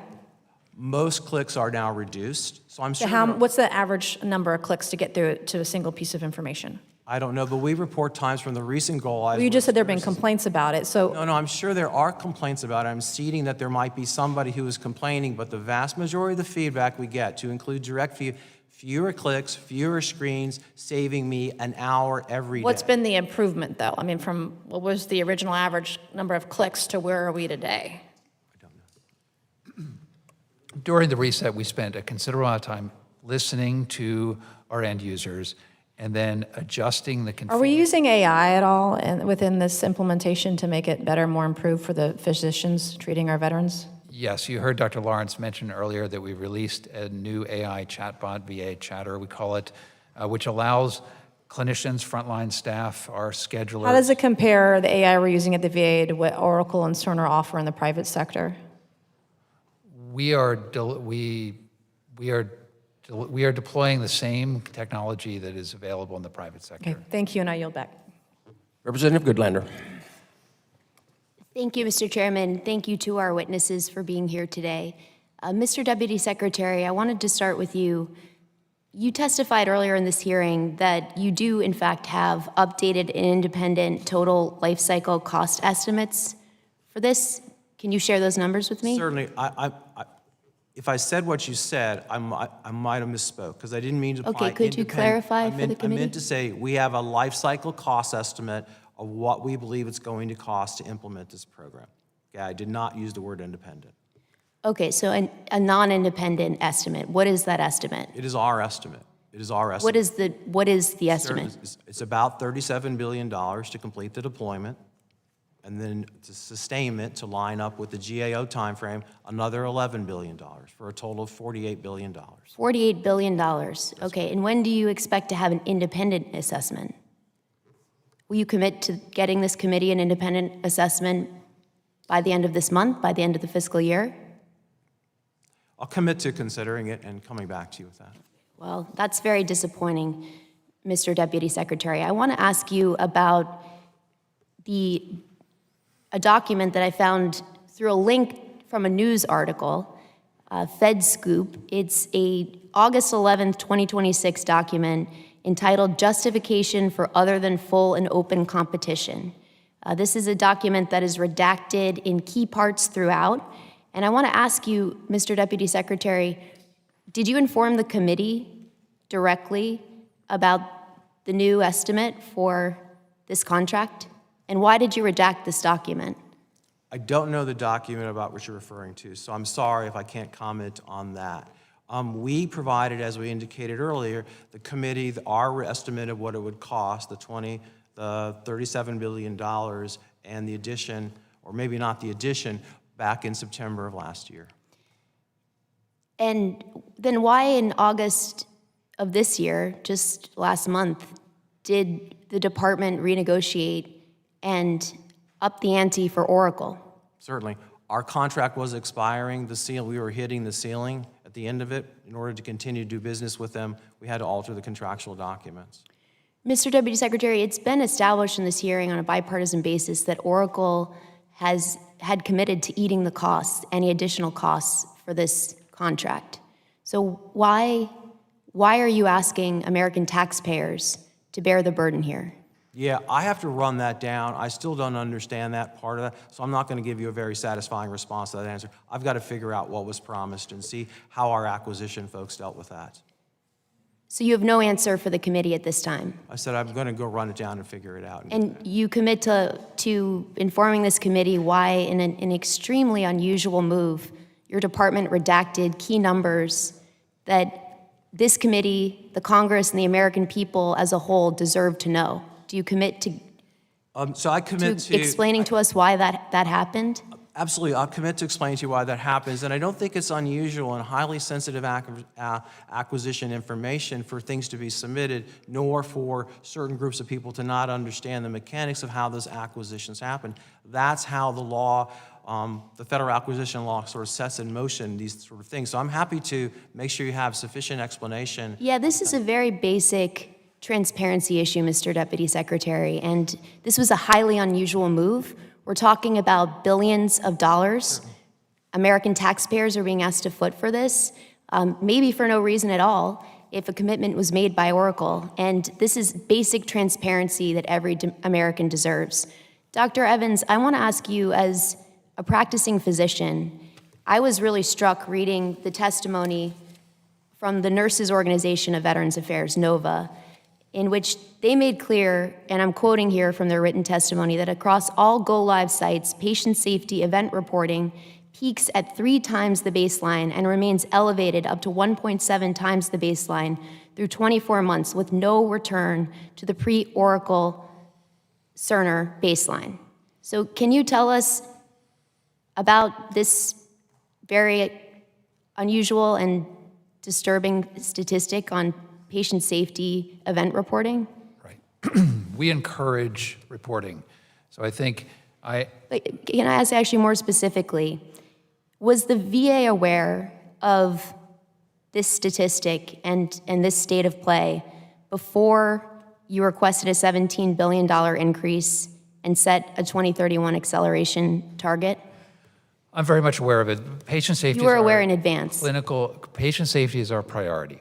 And so if we want individuals, I don't care who it is, any VA employee, if they have a concern about something that may be a patient safety concern, they need to raise their hand and bring it to our attention so our patient safety professionals and our teams can evaluate that. Absolutely, so I think Dr. Evans. the difference between reporting and substantiated patient safety findings is very, very different. We want to see an increased reporting rate, and that is what is good and best practice during a change of this type. Gentlewoman, time has expired. Thank you, and I yield back. Gentlewoman, yield back. Dr. Murphy, you're recognized. Thank you, Mr. Chairman. You know, when I came on this committee close to 7 years ago, I was very upset about the lack of speed 7 years ago in implementing this electronic medical record system. In my medical institution, we started this 22 years ago. And to be disappointed is an understatement on how I feel now. This is just an example, in my opinion, a bipartisan example of the absolute disastrousness of bureaucracy. I think it was an absolute disaster that this Oracle was picked or its predecessor was picked in the first place. I think it was a ridiculous thing. Cerner is not meant for large institutions, especially the largest hospital system in the nation. And I look at the comparison to go-lives, and I've been involved a lot in personal go-lives, and I have to push this back on Oracle itself, there's no reason the CEO of the company needs to be involved in a go live at an institution. There's none.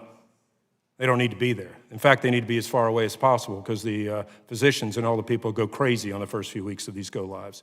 So I have to say I'm just despondent at the ridiculousness of now a request for more and more money for them to do a job they should have done a decade ago. And I don't know where the accountability goes. I don't know where in a room where you sit down and say, what the hell is going on? What the hell is taking so long with these individuals? Because I guarantee you, when I was chief of staff of my institution, those are the exact words I would use. I would hope that you would be just as equally irritated, despondent, and outraged at the lack of movement that's happened with this. I want to know why. Why do you think it has taken so long for the VA to do this? Now, let's just be fair here. There have been multiple administrations that have occurred with this. So this isn't all just on this administration right now. The Biden administration, the same damn slowness occurred there. What is taking so long for these places to go live? There's a series of answers that were well documented in GAO reports and IG reports. So accept that. The reality of the situation is when I showed up in March, the charge was complete this. This is an important tool to have, as you understand. That was the charge going forward. So we understand those things to help us inform the way we're going to do it better, training and the like. But that's where we are. The schedules we have are to complete the remaining of the 170 hospitals to fulfill the vision. You're right, past could have been different for a whole lot of reasons, but that's not where we are. Here's where we are. We have a schedule. We have an estimate of the costs. It's very solid. We're working closely with Oracle. We have our teams going, as witnessed by the fact that the go-lives are going so well in 2026. It's our intention to roll it out per the schedule to complete by 2031. So why is it so slow? I mean, I'm going to just play devil's advocate here. Epic has done twice as many in 2 years. What does Oracle say to that? We are about to see a significant acceleration, so as we mentioned... Again, I'm not pushing it on any administration, because the Biden administration is just as culpable, if not more so, for the slowness that occurred during the last administration. I just want to see results. Right. I just want to see what the hell has taken so long for this to happen, because I've been involved in these processes intimately myself, and I just don't understand what is taking so long. I completely understand. 13 sites and all of their associated clinics going live this year. 26 sites and all of their associated clinics going next year. 28, 30. We are significantly increasing the pace. We moved from a single, going one hospital at a time, to a multi-wave approach. Every wave where we go live, we're going live with 8,000 to 12,000 end users and accelerating that path forward. Is that the problem? We don't have enough end users to teach people? Is it a hardware problem? Is it recalcitrance on the providers at the VA? Is it all of the above? And which buttons need to be pushed harder to get this done? We currently have 11 waves, and it's probably close to 40 sites that are in active preparation for go live. There is a significant lead time, as you're well aware, of the need to do the infrastructure improvements, make sure that we have everything set up for the hospital to succeed, acquisition timelines. Let me ask you one question real quick. Are you allowing each institution to have their own picks, or are we doing something standardized throughout the entire VA? It is standardized. All right, so it should even be faster. Correct. And that is the only way we are achieving wave-based deployments and now deploying at the pace that we are. Effectively, next year, we're going to be having a go-live wave every 8 to 12 weeks throughout the entire year and through the rest of the program. Well, I mean, look, I know you're working as hard as you can. I put a lot of burden on their company for them coming back and asking for more money to do a job that they should have done a decade ago. I think personally that's ridiculous, and I would hope that the VA would push back hard as hell against these individuals and say, you didn't do your job a decade ago, let's do your job now. So thank you, Mr. Chairman, I'll yield back. Dr. Dexter. Thank you, Chair Boss, for holding this hearing, for your dedication to transparency and oversight, and thank you to our witnesses for being here today. Members of Congress share responsibility for ensuring the billions of dollars being spent on VA's modernization of its EHR are used effectively. Last month, the VA, as we all have heard, announced it was increasing the ceiling on Oracle's contract to manage the VA's electronic health records from $10 billion to $27 billion, nearly tripling the contract size. And this was a no-bid, sole source contract extension with no competition allowed and established clearly poor performance. My home state of Oregon also had a disastrous experience with Oracle when it contracted to create Oregon's state-based health insurance marketplace. And our own experience feels eerily familiar to what we are hearing today. And as a former VA doctor, I've heard complaints about Oracle's performance in real time from VA physicians. As members of Congress, we have a responsibility to conduct oversight and make sure this decision was made on the merits and is responsible use of taxpayer dollars. I appreciate how thoroughly my colleagues on both sides of the aisle today have established our concerns. Mr. Lawrence, do you know how much Oracle's stock price rose at the opening of the market after VA announced the tripling of the contract ceiling? No, I do not. It was 3%, and some market analysts attributed this directly to the VA announcement. Mr. Lawrence, do you personally hold any Oracle stock? No, I do not. I'm glad to hear that. How about President Trump? Does he own and trade any Oracle stock? I do not know. The most recent data we have is from the first quarter of this year, and it shows that Donald Trump, while serving as president, has been buying and selling millions of dollars worth of Oracle stock. When agencies award billion-dollar no-bid contracts to companies that President Trump invests in, that raises a question about corruption. Congress needs to investigate. But that's not the only questionable part of this contract. Not only is Donald Trump an investor in Oracle, he has been a beneficiary of massive political contributions from Larry Ellison, the founder and chairman of Oracle. Mr. Lawrence, how much did Larry Ellison contribute to Trump's reelection campaign? I do not know. He gave $45 million, and he has given millions more to groups supporting Trump since then. Now let's look at Oracle's record. The original contract was given to Oracle during President Trump's first term, and it has been plagued with problems from the start, as we've heard today. Again, my home state of Oregon had an equally unacceptable experience with Oracle, and in fact sued them for fraud, which Oracle settled for $100 million. Ms. Carol Harris from the Government Accountability Office is here and will testify today.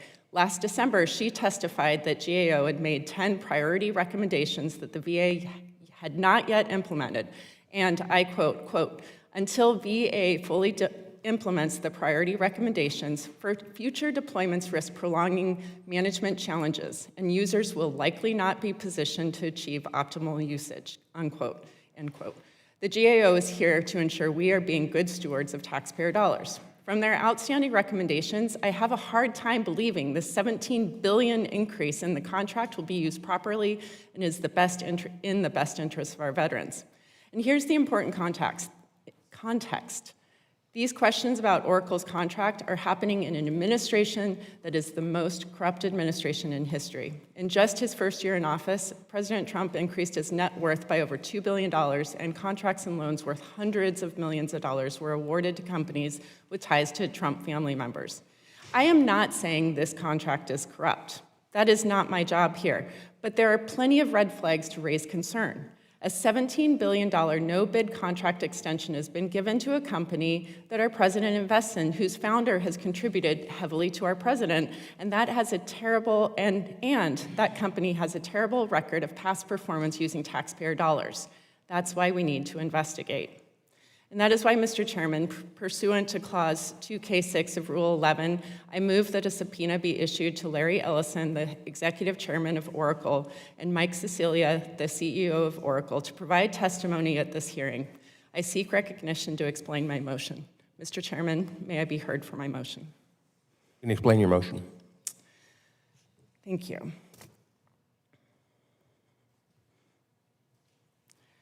Immediate options. Recognize, okay, I'm sorry. I'm sorry, I'm trying to find, I wasn't necessarily expecting to be recognized right away.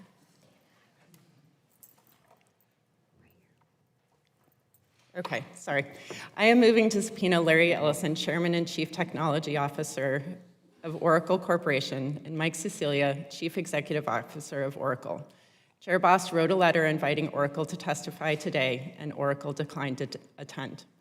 I do not take this step lightly, and I do not believe any member of this committee would. We are here because we care about the same thing.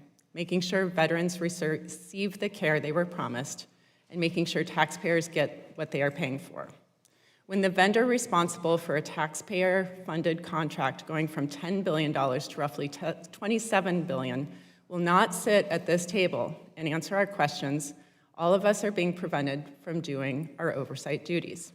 I agree with my colleague, Congressman Van Orden, that this sounds like it could be corruption. Oracle has still not provided a complete and comprehensive cost estimate for this contract, and it is not sufficiently documented that the additional funds already committed are being used effectively.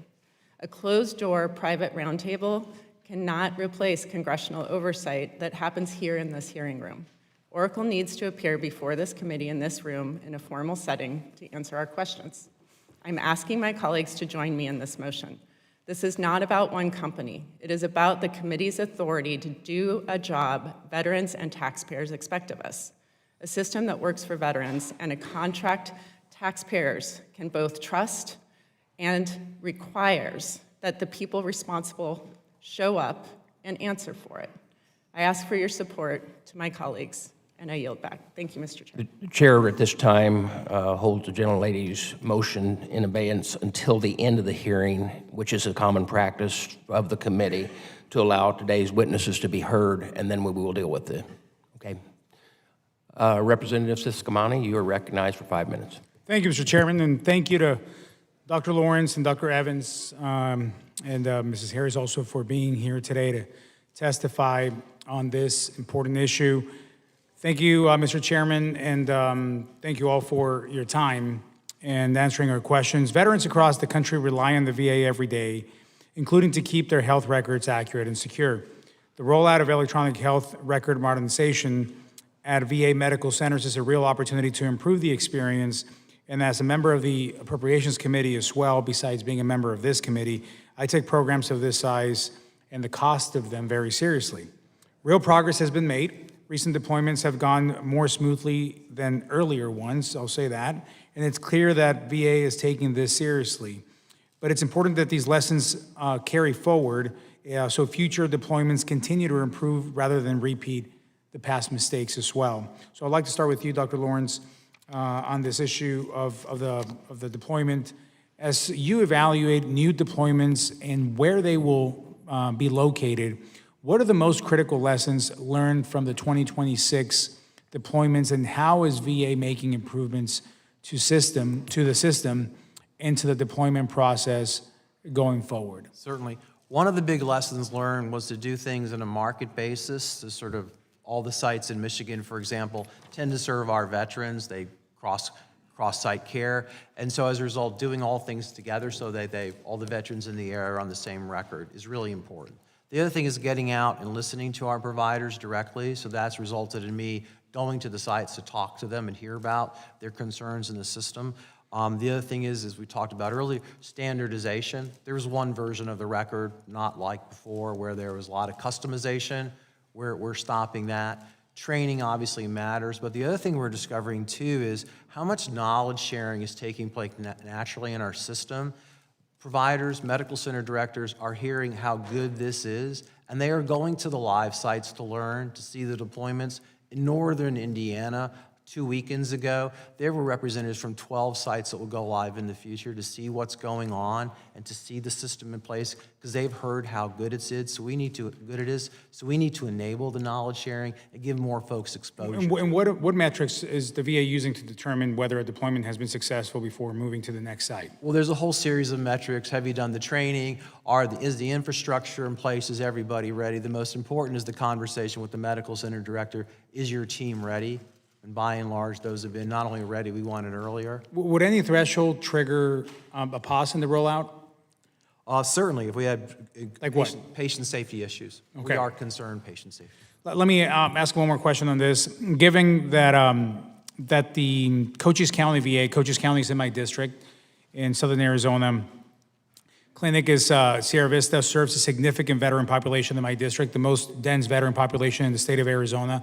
In my district, I've got about 80,000 veterans in my district. What is the current timeline for the modernization deployment at the Southern Arizona VA Healthcare system side? And what steps are being taken to ensure that rural and satellite clinics like Sierra Vista are not left behind as the system is rolled out at the larger medical centers? Sure. Giving Neil a second to look up the date for your site, your area. But let me tell you about the satellite clinics and the C-Box and the like. That is done all together with the facility, the corresponding hospital. That's done all together, so the rollout takes place with the hospital and the corresponding C-Box. That's done as one initiative, one effort. So folks come to the hospital, teach and train, and be with them when they go live, and they go to the remote sites. So part of what happens in the deployment is we figure out where the remote sites are, what type of medicine is provided there, what hours is it open, and who needs to be there when they go live to help them. So they get just as much help as they can possibly have as if they were at the main facilities. We already have, for Tucson and all associated facilities, the community clinics. The pre-deployment work started in May of 2026. We then start to prepare the end users, the adoption support, the training. That all starts in May of 2027, and go live is currently scheduled May of 2028. Well, I would like to fit in one more question, but I'm going to be over time, so I'll be respectful of everybody's time. Mr. Chairman, now you're back. Thank you. Mr. Chairman? Yes. I'm not sure if Ms. Dexter's amendment or offer needs a second or not, but if it does need a second, I want to second her motion. Thank you. We'll let the parliamentarians figure that one. And if you're accepted and necessary, I thank you for volunteering that. Mr. Conaway, you're recognized for 5 minutes. Thank you, Mr. Chairman, and thank you, Ranking Member, for this hearing, and thank you, Dr. Lawrence and Dr. Evans, for presenting yourself to us today. I want to start out my own comments by saying that I share the outrage of many on this committee for the cost overruns and the delay of the most expert care that could be provided to our veterans. I'm a physician myself. I have been involved in about one small transition to electronic medical records and 3 others in larger hospital systems. And they're always difficult, but the numbers involved here and the delays involved here, and just as dishearteningly, I think is the word that's been used, the stink of corruption that seems to be involved in this deployment is something that, that every American ought to be concerned about. I appreciate the chairman trying to bring a light to this situation, but clearly a lot more needs to be brought forward to this committee and the American people. I want to ask, as you think about these large deployments and these contracts, do you believe that the government has sufficient capability to properly assess the costs that are being prevented for technology such as Oracle and other companies bringing very complex solutions to government problems? Do we have enough person power to properly assess whether or not we're being sold a bill of goods? I think our acquisition team is really very, very good, from more broadly speaking. Also, we get help on complicated matters like this from what's called a Federally Funded Research and Development Center, FFRDC. This is something set up coming out of World War II, company that doesn't compete for services but supports the government. So we draw on our FFRDC for technical expertise. So I believe between the combination of two, we have sufficient horsepower to deal with the issues in front of us. And so why do you think that we're dealing now with this now ballooning number, and yet so much of the system not receiving the kind of technology that inures to the very best of patient care for our veterans? Everyone agrees with your assessment that it's disappointing how we get here. I do not know how the past happened. I wasn't here. As was pointed out early, others were. But the reality of it is, here's where we are. The charge coming into this administration was go deploy the system in the remaining 170 hospitals. And that's what we set out to do since March of 25 when I got here. And what we're reporting on today is the success we've had in the 11 sites on time, as we said we would. Thank you very much. What's more important is I want to move on. Dr. Evans, you mentioned that safety is a top priority. Now, we've heard from our Community and Veterans Affairs that some 300 dermatology patients have had their referrals canceled at a VA facility, and that facility was using the Oracle system. And many of these patients had cancer diagnoses and, of course, suffered delays of care as a result. This doesn't strike me as providing the very best and working to ensure patient safety. Can you explain how this happened and what steps are being taken to deal with this particular situation of these dermatology consultations being canceled and other situations like this that have arisen? Dr. Conaway, I would love to have information on that. If the committee could share what you have heard about specifically to dermatology referrals, we would be happy to look into that. Thank you, and we'll get more information to you so that you can get that information to us. Under this contract, and I think for the first time in the VA's history, you're authorizing AI as part of the chat box that you've mentioned. What steps are being taken to ensure that that this system, this AI system, is securing the protected information that veterans are providing as they use this AI chat box? The AI chatbot is not used for personal health information or personally identifiable information. It is a chatbot that end users can use to ask questions about how do I use this electronic health record in the care of the patient. So for example, how do I properly place a dermatology referral, as you just mentioned? So it's a means to supplement in-person end user support. Thank you. I have to move on to another question because my time is running out. One of the other things that we heard from the field was that physicians are having a difficult time, and maybe it doesn't rest with them, but having a difficult time directing patients to the right dispensary or pharmacy to get medications that they've provided. Now, is that a situation that should occur? That is, if I write a prescription to a veteran and for a particular medication, I have an expectation it's going to be available to them, just as if I, in the private sector. Sometimes I go to the pharmacy and they say they don't have it and they have to find it. But do you recognize it as a problem that there's not enough feedback to determine where the veteran needs to go when they leave the office to pick up the medicines that have been prescribed for him or her? This is one of the significant enhancements that we are achieving by implementing an enterprise-wide electronic health record. When I'm in clinic on Friday seeing patients in primary care, I will be able to write prescriptions that can only be filled in person at the Washington, D.C. VA pharmacy, which is right there in the lobby at the Washington, D.C. VA. I cannot electronically write a prescription that could be filled at the Baltimore pharmacy if my patient happens to be there for convenience. By moving to an enterprise system, we will be able to direct prescriptions to the location where the veteran wants to pick them up, where, of course, we prefer, and most veterans prefer to receive them by mail.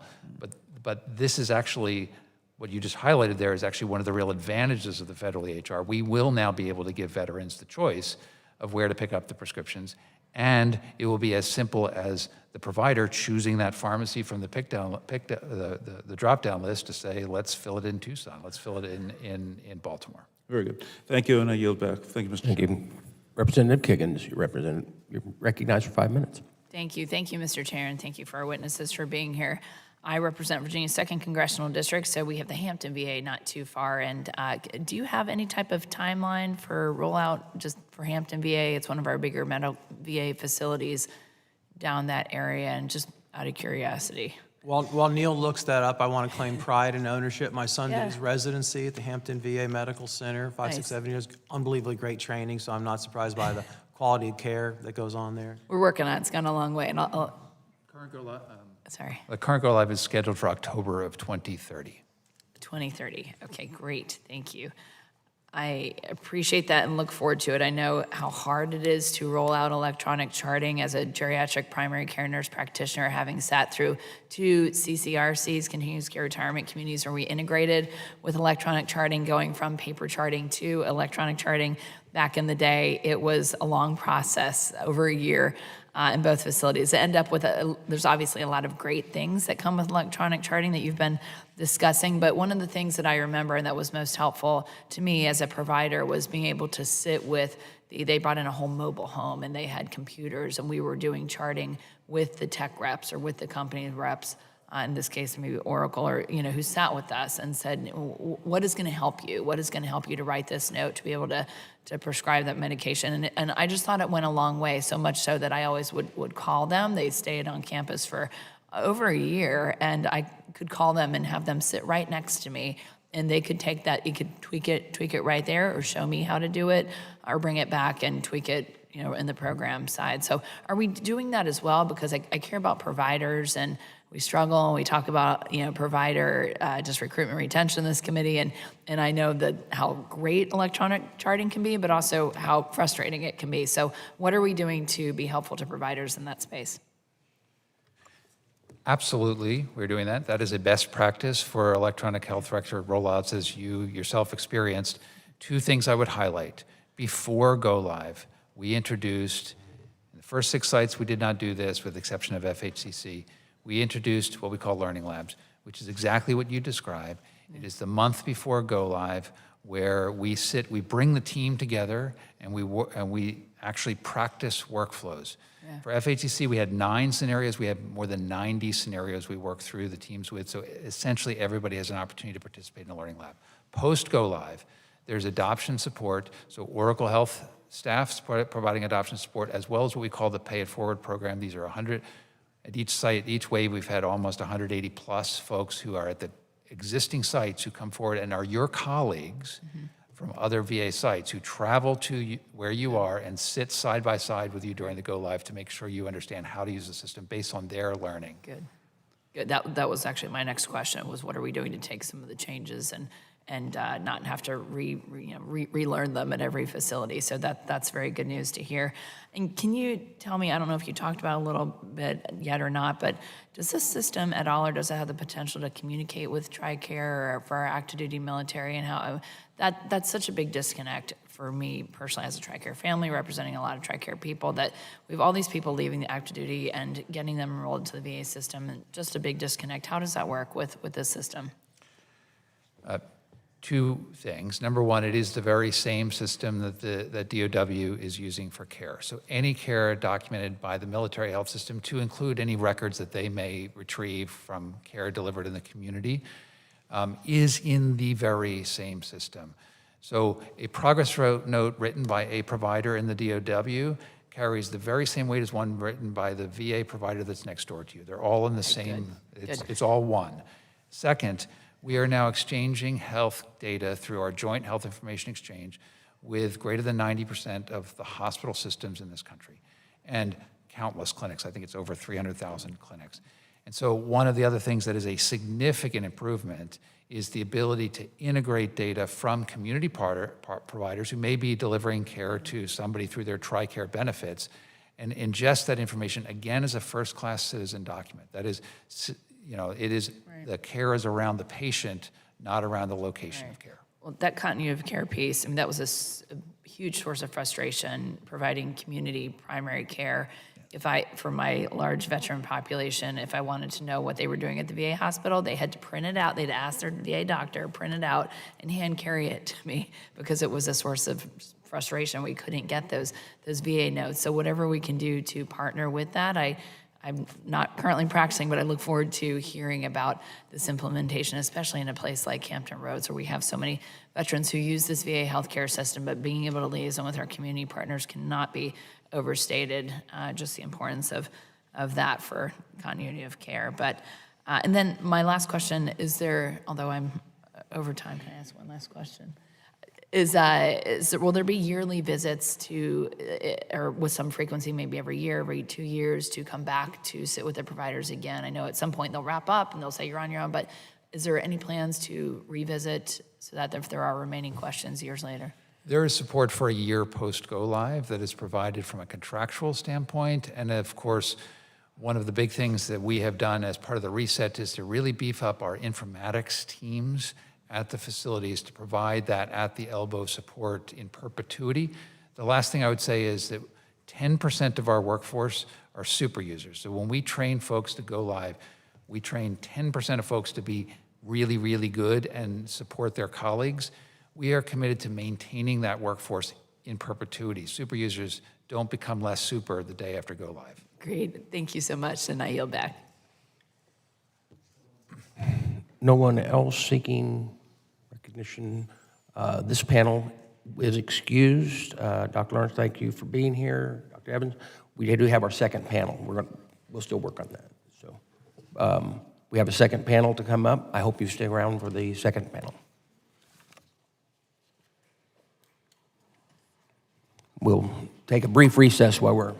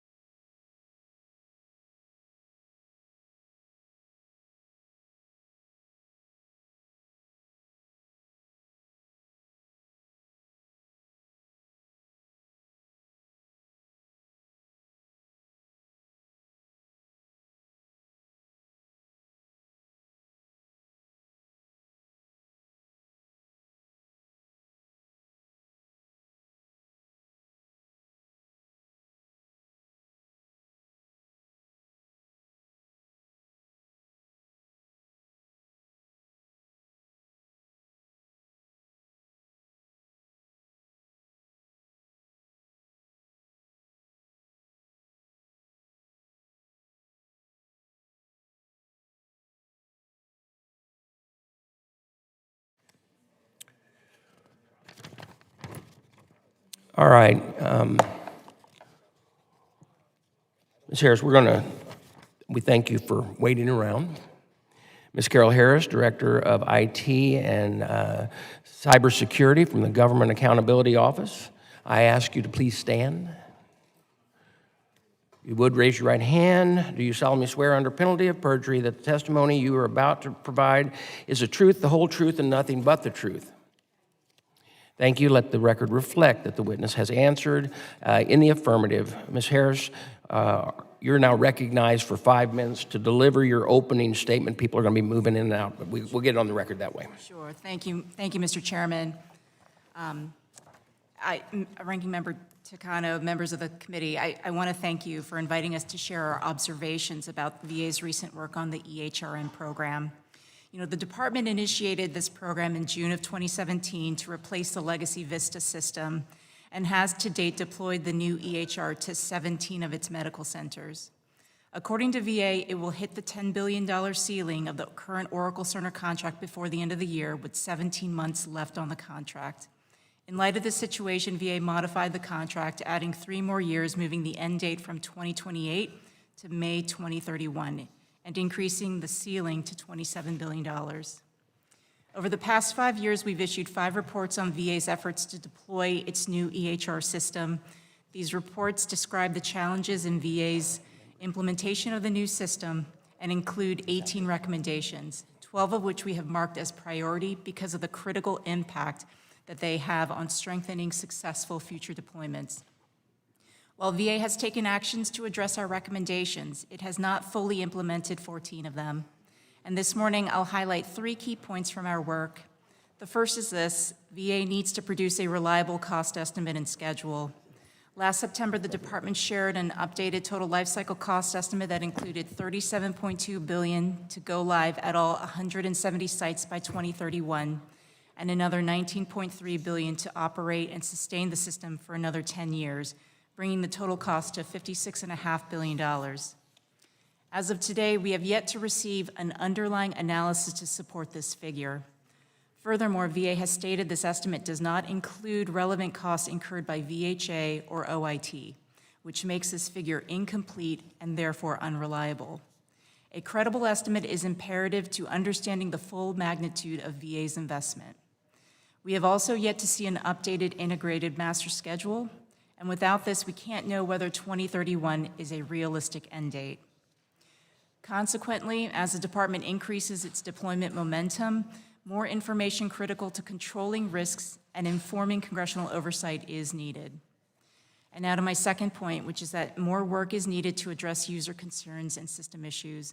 And I do want to say, I think that the work that Mr. Lawrence and Dr. Evans has done, their leadership has been very effective during the 2026 reset period and the deployments. We have seen a much smoother deployment than what we have seen with the initial 6 rollouts. However, we do feel that there is still more work that needs to be done. We've reported on these gaps in VA's organizational change and management activities for EHRM.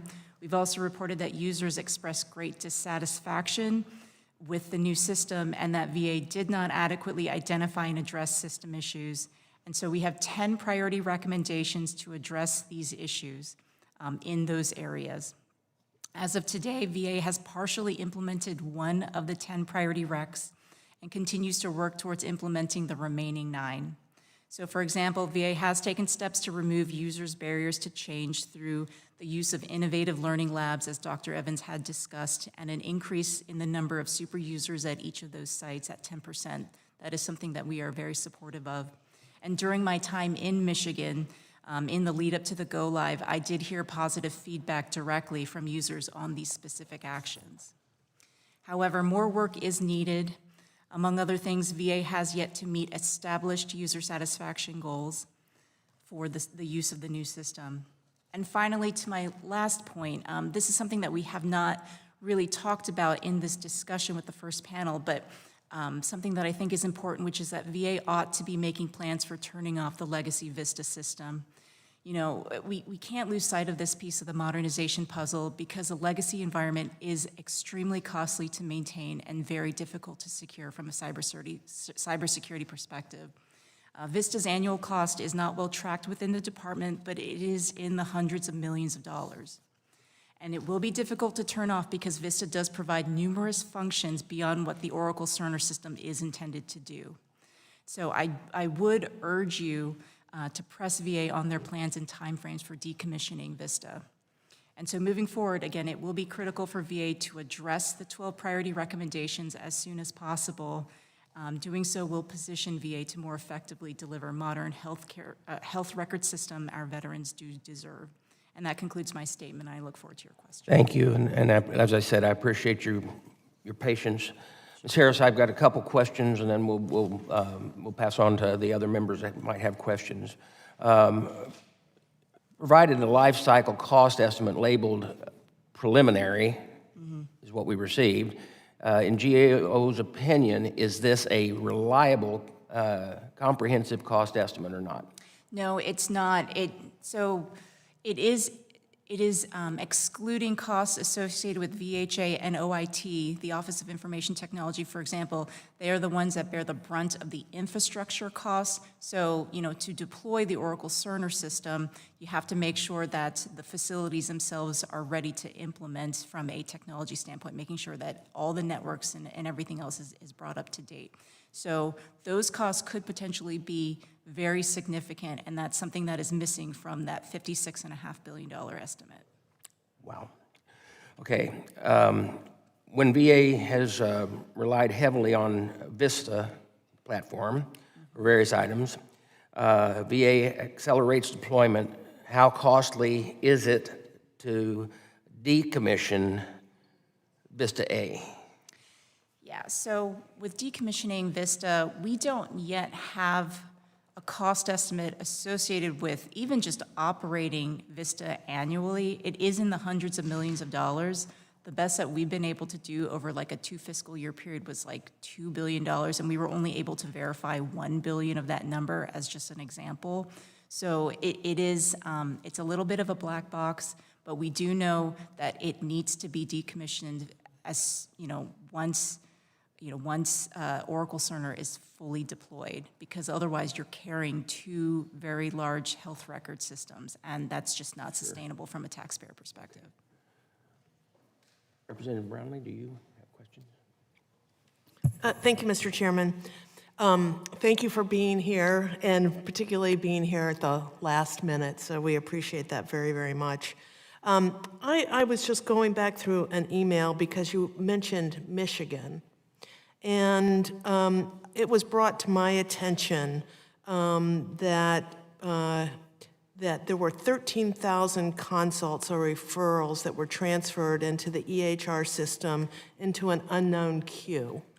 The referrals in this queue only list the veteran's name and demographic information, not what the referral is for, where the patient needs to go, or who specifically they need to see. It's disturbing to learn that over 1,500 of those initial refers were for mental health care, so obviously a big concern. I was made aware that the health care workers were told by management that it would take 32 weeks with 2 specialty nurses per department working on the unknown queue to process all of the referrals in the queue. Are you aware? We have heard similar issues in terms of referral management still being a challenge at Michigan and the other deployed sites. Consistent with what you're hearing, we've heard the need for greater manual intervention and workarounds to ensure that referrals, get to where they need to be. So those are issues that we are currently working through right now as we do our work for you. Very good. So the number that you spoke about in your testimony, $56.5 million. Billion. Why is that different from what the VA just quoted? I'm not quite sure, but we received the same letter that you received, which is what Mr. Lawrence had cited from June 30th of last year. And it did include the $56.5 billion. It also included 48, but as part of that letter, it said there was an additional $8 billion in sustainment costs that was necessary, which would bring it up to $56.5 billion. But in that same letter, interestingly enough, they themselves stated that the VHA and OIT associated cost data is not included in this cost estimate. Very good. So I just wanted to talk about sole source contracts for a minute. So I know that there are reasons why the federal government would have a sole source contract. In this case, where there are other options, I'm not sure I understand why there would have been a contract negotiated by that. Are there regulations around that were broken?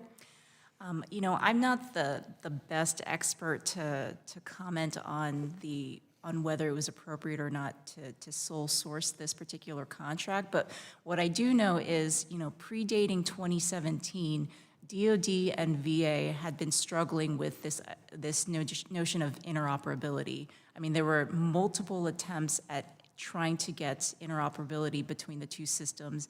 And I think ultimately there was a decision made to use the same system to basically answer that big problem of interoperability. And so I believe that could have been the reason why VA chose to go with the system that DoD had already awarded the contract for, which was for Cerner at the time. And my understanding too that the original Cerner contract was an IDIQ contract, which is indefinite delivery, indefinite quantity, and then sometime along the way, the contract changed to include a time and material clause, so that what they committed to in the beginning of the $10 million, no matter how long it took, it was going to cost $10 million, no matter what the materials were, et cetera. Then that changed. The VA changed that contract to a time and material. Do you know why that happened? I believe it may have been because of the performance at Cerner at the time. They were struggling with timely ticket resolution is one area that I know that my team has definitely taken a look at, where the Cerner folks were not meeting the timeframes that were specified in the contract. And so that was, I believe, one of the issues that played into why the contract was restructured. You mentioned interoperability. Can you talk a little bit about where we are on that? I mean, I think that the system that VA is deploying is the same system that DoD has fully deployed at this point. So, theoretically. Well, the commitment was it was going to be compatible with the community too. Correct, and we're still working through the issues associated with community care. My understanding is that, what Mr. Lawrence's comments in terms of it is the same community care processes are not necessarily different in the new system environment, so we still have work that we need to do to evaluate. But are they communicating with the community in these locations where they have already instituted the program? Yes, I believe that they are.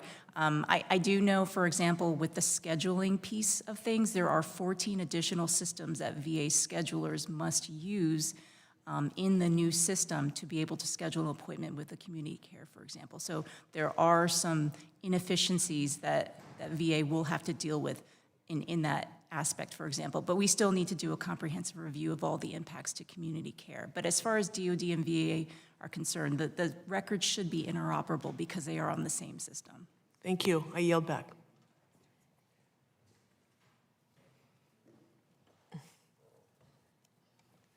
Well, Mr. Chairman, I was just going to defer and to Mr. Takano so I could organize my thoughts since I'm next. So can I still do that? Mr. Takano, you're recognized. Thank you, General. Ms. Harris, thank you so much for joining us today, especially on such short notice.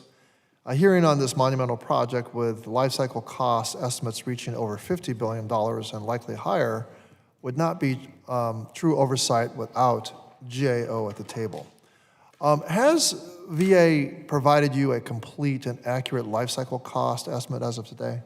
No, they have not. I mean, we've seen the top line numbers, but we have not seen any underlying information to show the basis for that estimate. We don't have any of that. And that's incredible to me because this has been a project that's been,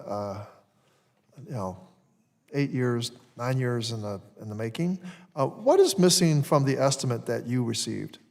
At least from VA's own disclosure, costs associated with VHA and OIT. So on the OIT end of things, that would be the IT infrastructure to ensure that the sites themselves are able to implement the new system. Is there a federal definition of what a LCCE includes? Does VA's most recent LCCE comply with that? No, it doesn't. What you would expect from a life cycle cost estimate, both in terms of OMB's definition and also with IT best practice, it would be every single element included. That would be a full, everything associated with development and also with operations and sustainment. And as part of development costs, that would also be the underlying infrastructure costs as well. So there's a federal definition of the life cycle cost estimate. It's clearly defined in government practice, and VA has not fulfilled, has not produced a document that conforms to this definition. That is correct. Has VA developed the internal capacity and skills to be able to develop complete and accurate life cycle cost estimates? We have not delved into the program support workforce associated with the cost estimators and schedulers and other engineering and technical staff, like architects, for example, for the EHR program. So right now, it is unclear to me how many cost estimators are on the EHR program or schedulers. But I will say that for programs of this magnitude, because I've done a number of space programs, for example, you have like an in-house staff of, at least 10 to 15 people for a program of this magnitude. Mr. Chairman, I would hope on a bipartisan basis that we could, demand that VA get its act together. We need to find out if they have the appropriate staffing to be able to actually even do the life cycle cost estimate. I think you would agree with me that this is crazy. All this time, we still don't have a life cycle cost estimate. Thank you, Ms. Brownlee. I think we're all in agreement. So what you're saying is that VA has not done the necessary work to truly give us and the American taxpayer and the American people an idea of how much this program would cost. Is that correct? That's correct. I mean, we have an outstanding recommendation or an outstanding request with VA to provide us with the underlying documentation. It's been over a year at this point, and typically, if we haven't received it, I have red flags about whether it exists. And yet we know from the amended contract that they have put a new ceiling of $17 billion without a life cycle cost estimate. Yeah, typically what you would want to see is a program estimate independent of what the contractor has developed. So it's unclear to me whether the $27 billion or the additional $17 billion is an estimate that was sourced from Oracle or if it was sourced from VA. We don't have any insight into that. But typically, in an acquisition process, the government will have its own estimate to compare whatever costs a vendor will provide. So that didn't occur. That didn't occur. I mean, it could have. It could have. We don't know. We don't know. And certainly, it's the job of the Oversight Committee, the authorizing committee, to do this, to make sure that this happens and to sort out how the acquisition process worked. All right. I yield back, Mr. Chairman. Representative Berkman, you're recognized for 5. Thank you, Mr. Chairman. I'd like to address Ms. Brownlee. You dusted off a brain cell that I haven't thought about in 20 years, because when I was recalled to active duty in 2003, as you mentioned about how DOD and VA struggled with interoperability, I was in the middle of that on the uniform side back in 2003, 2004. So here we are 20-some years later. And the key word here is interoperability in any set of agencies that have, in this case, dealings with service members and then veterans. Okay, so thanks for dusting off some old thoughts. I may need an extra beer tonight based on that. Ms. Harris, your testimony notes that VA has not implemented a VA-specific change management strategy to formalize how it will improve frontline staff readiness. Can you tell us how an effective change management plan could impact the training and the site readiness in future deployments? Because there's going to be more. You got initial rollout and then secondary and tertiary until you got everybody up to speed.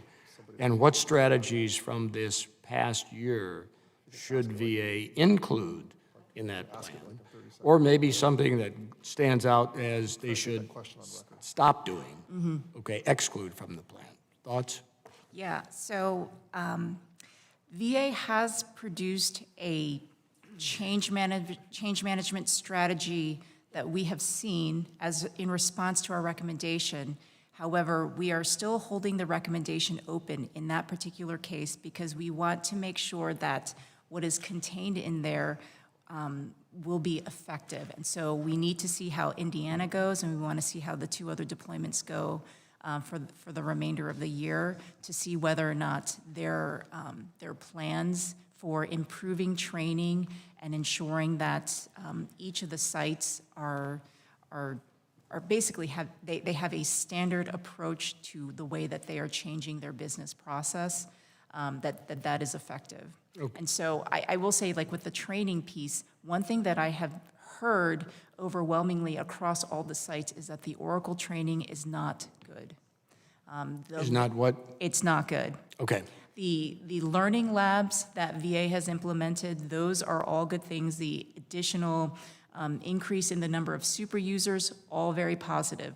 But the overwhelming sentiment is that the Oracle training, when the Oracle folks come in and they show you how to use the system itself, that has not been effective for the majority of users. Okay, thank you. I mean, that kind of data is, I think, I know it's very valuable, thank you. On site readiness, what differences do you expect between the 2026 deployments and next year's? I think it's going to be interesting because when you look at Michigan and Ohio, they actually had been preparing for the cutover to the Oracle Cerner system before this big reset happened in 2023. And so they have had actually multiple years to prepare for this change. So now we're seeing Indiana, and we will see with these additional sites that have not had that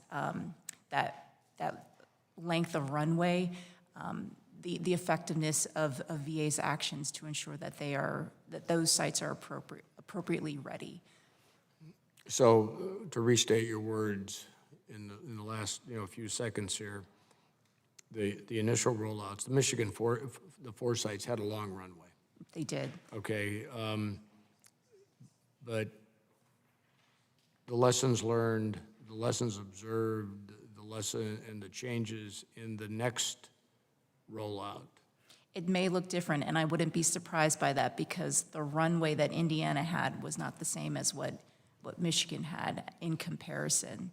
So I think time will tell how effective VA has been in implementing those change management strategies. So in comparing and contrasting first rollouts, current rollouts, future rollouts, it's going to be important that we, if you will, adjust our optics to see that there has been change, doing things a little differently based on different criteria, not get caught in evaluating always by the same criteria initially that may have changed. Absolutely, that's exactly right. With that, Mr. Chairman, I yield back. Representative Brzezinski. Thank you, Mr. Chairman, and I just want to echo what others have shared, which is appreciation for you, Ms. Harris, and GAO, and their important role, I think, as really a steady and independent hand as a ranking member on tech modernization, how important the GAO is to providing that oversight. So thank you for that. I actually, it's disappointing the Deputy Secretary didn't stick around, but I did want to talk a little bit about, some of this, you have 18 recommendations, is it correct? And only correct. 4 of them have been closed? That's correct. Okay, to the VA. Some of my questions actually are similar to what General Bergman just asked, specifically about the training, and I wondered, Ms. Harris, if you would be willing to spend a little bit more time on, especially because it's been an identified issue. I too have heard this from VA employees that the training is lacking. How could you speak a little bit more specifically about how that could improve? And then my next question related to that is, are you seeing the VA take any next steps to make those adjustments, to make improvements in the training? Yeah, so the Oracle training that is delivered right now is not adequate based off of the feedback that we have received unanimously across all of the sites. So part of that issue is that it's not helpful to them because it's not role-based necessarily. It's just, here's the system, here's what you do, and it's not effective when you're a nurse going in and you know exactly what you need to do. And that's why these learning labs are so helpful, because you're actually in like a scenario, like an actual environment. Okay, this scenario comes in, this is how I need to do my job in the system. And you're actually clicking buttons, and then it will respond to you. Okay, your order has now gone to somebody else, and then from there you see, okay, now here's the next step. From that response, now I have to do X. So that has actually been very helpful. We've heard very positive things about the learning labs, because it is it's not a live environment, but it's sandboxed, but it's an actual virtual scenario. Can I ask, is that staff intensive, or to set those up, or who runs those? I don't know whether it's staff intensive, but it is run by VA. That is my understanding. I'm sure Dr. Evans can provide more information about that, but we do know that they have a very positive response to that. I have heard just anecdotally that sometimes the learning labs are not available, like they go down from time to time, and so so some users have not been able to take full advantage of that because of those situations. But again, I can't generalize that, Right. but I do know that that is something that is effective. But I do think VA needs to explore more what Oracle needs to do to improve that training that Oracle provides just on the system itself. Okay, that's helpful. The other things, and I think we've talked about this a lot in the subcommittee, is just, the OIT team and this endeavor with the EHRM. There's just more and more coming at them. They've sped up the go-live schedules. And is there the staff capacity? Is there the capacity to ensure moving forward that all of these go-lives that are now being really expedited in a pretty rapid pace, that the resources are there to make them successful? And I just wondered if you could spend a minute just talking about kind of how you view that. Do you think that, do you have concerns with that as well? Share any thoughts? Yeah, at this time, we do have concerns about the acceleration relative to the current resources that they have. I'm concerned about staff burnout, especially like with the NSU, for example. Right now, they say that everything is fine, and they have put in place, I won't say workarounds, but like they're doing more like virtual intervention versus in person, to kind of give those traveling nurse corps a break so that they can be with their families. But I would also say that with the system itself, again, the VA workforce needs to be evaluated. We're currently looking at it, but I do think the acceleration will spread them very thin. And so, for example, with Oracle Cerner, they're there at the sites for, I think, 1 to 2 weeks after all the go-live work is done, and then they leave. And we have heard anecdotally from folks that they wish that they were there for longer. And when you accelerate that pace, they most likely, will be there for a shorter amount of time. Yeah. But- But again, all of that, we need more information from VA as to their plan of action for when the acceleration takes place. Okay. Thank you. I yield back. Dr. Dexter. I apologize. I went the wrong way here. Representative. Thank you, Mr. Chairman. Ms. Harris, the GAO reported VA had not fully implemented the data quality performance measures. Have unresolved data quality issues affected continuity of care or patient safety during this past year's go-lives? We have heard some data migration issues occurring in Michigan, for example, where there has been an increase in manual intervention to make sure that the data is there. For example, with referral management, I believe that referrals, the information there was the most current information about a patient was not easily accessible for the clinicians. And so they've had to have manual interventions to make sure that that was more apparent. And I know VA is working on that issue currently. So I would say that with data, the data quality, that is something that VA is, they are aware of it and they are currently managing that issue. Thank you. And based on this year's deployments, what additional oversight mechanisms beyond GAO's recommendations should Congress consider imposing to ensure transparency during the accelerated deployment?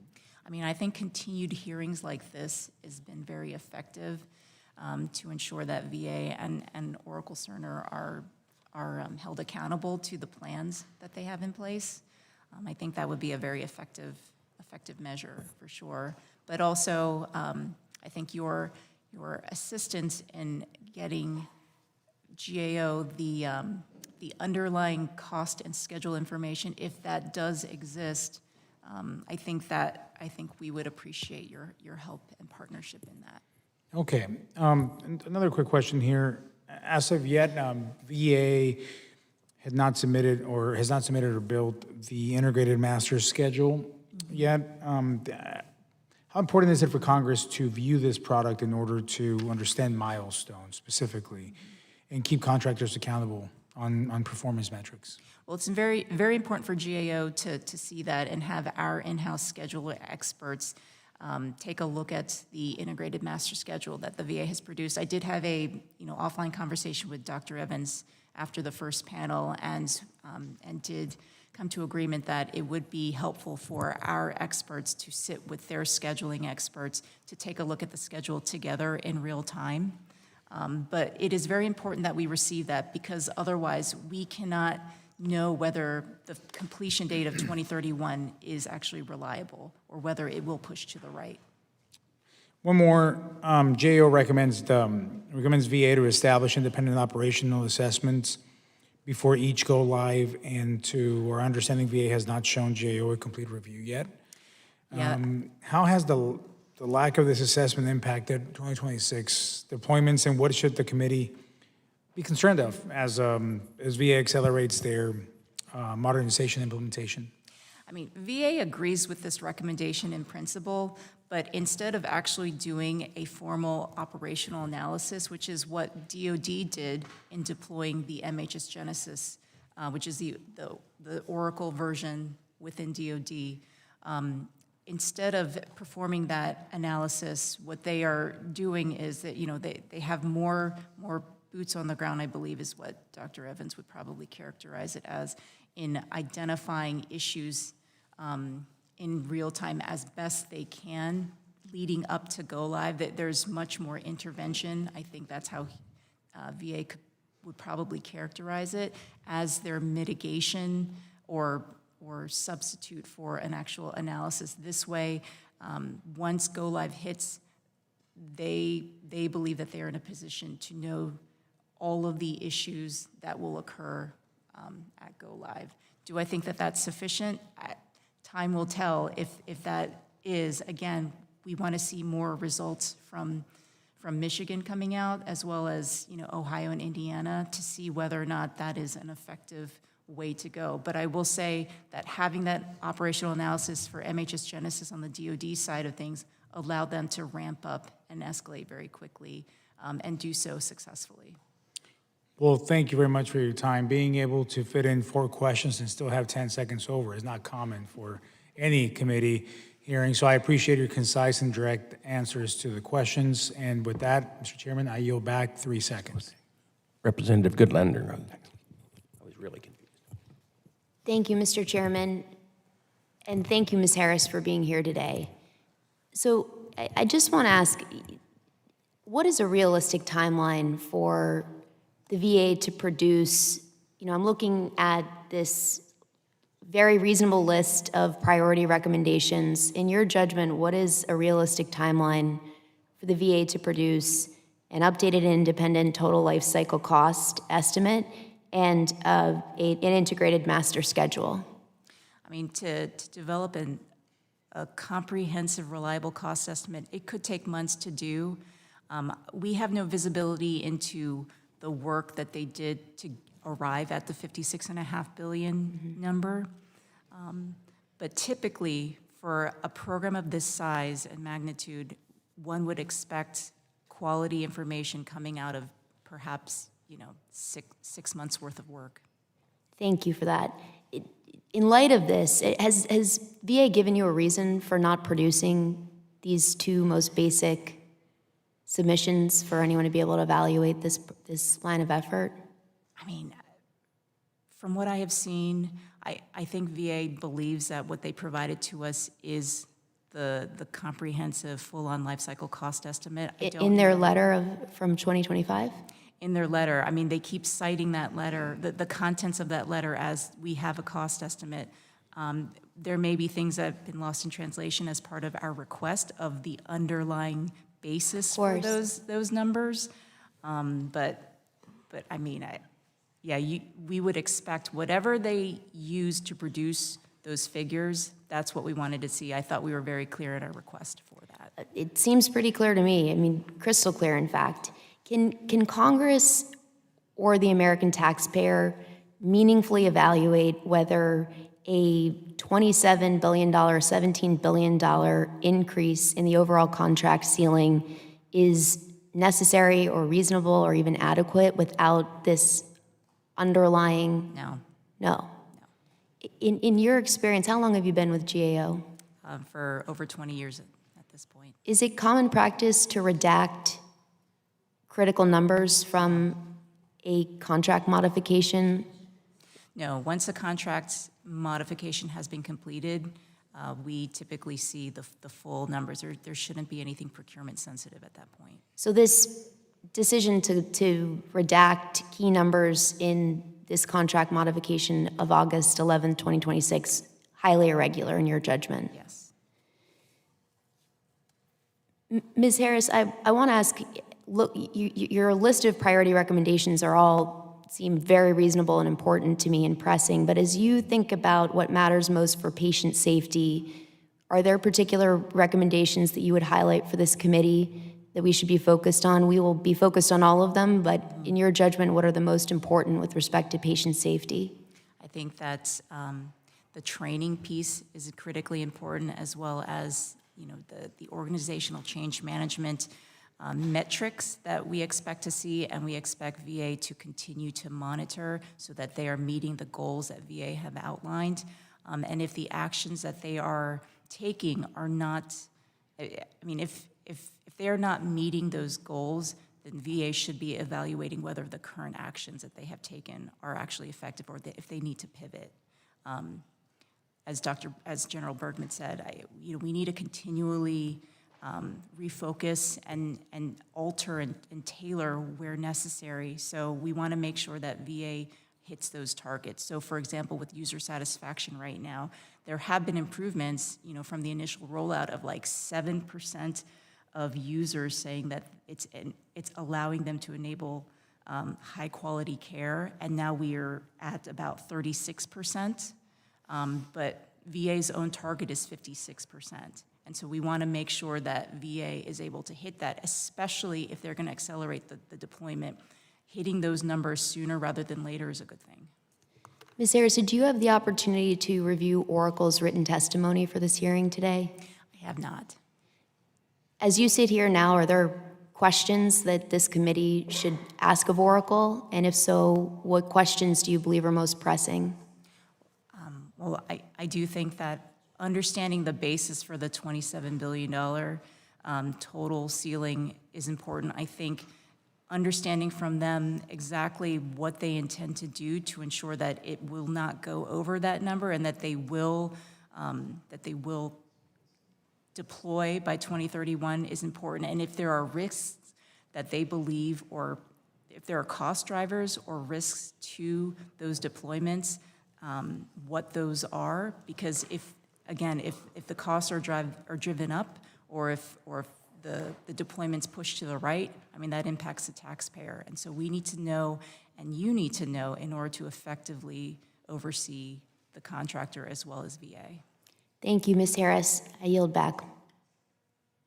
Representative Higgins. Thank you, Mr. Chair. Ms. Harris, VHA is undergoing a significant reorganization of its central office, affecting reporting lines at its central office. As reported previously in the GAO's high-risk listing for VA healthcare, senior executives in VHA's Office of Digital Health and Strategic Investment Management were designated with co-leading IT initiatives. In the VHA's new organizational structure, what components and offices remain involved with the EHRM effort and will be responsible for ensuring accountability for VHA needs?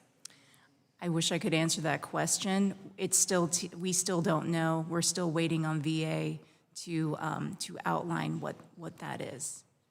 Do you know when we might know by? I don't know. Hopefully they will have that soon, because a change of that magnitude, obviously, combined with an accelerated deployment, you would think that that information should be received sooner rather than later.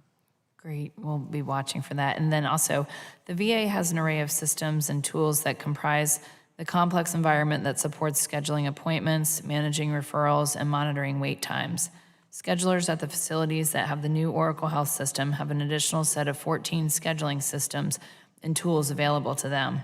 In its accelerated deployment of the new EHR, how is the VA ensuring that EHR integrates with other legacy systems or tools, such as those used for scheduling medical appointments?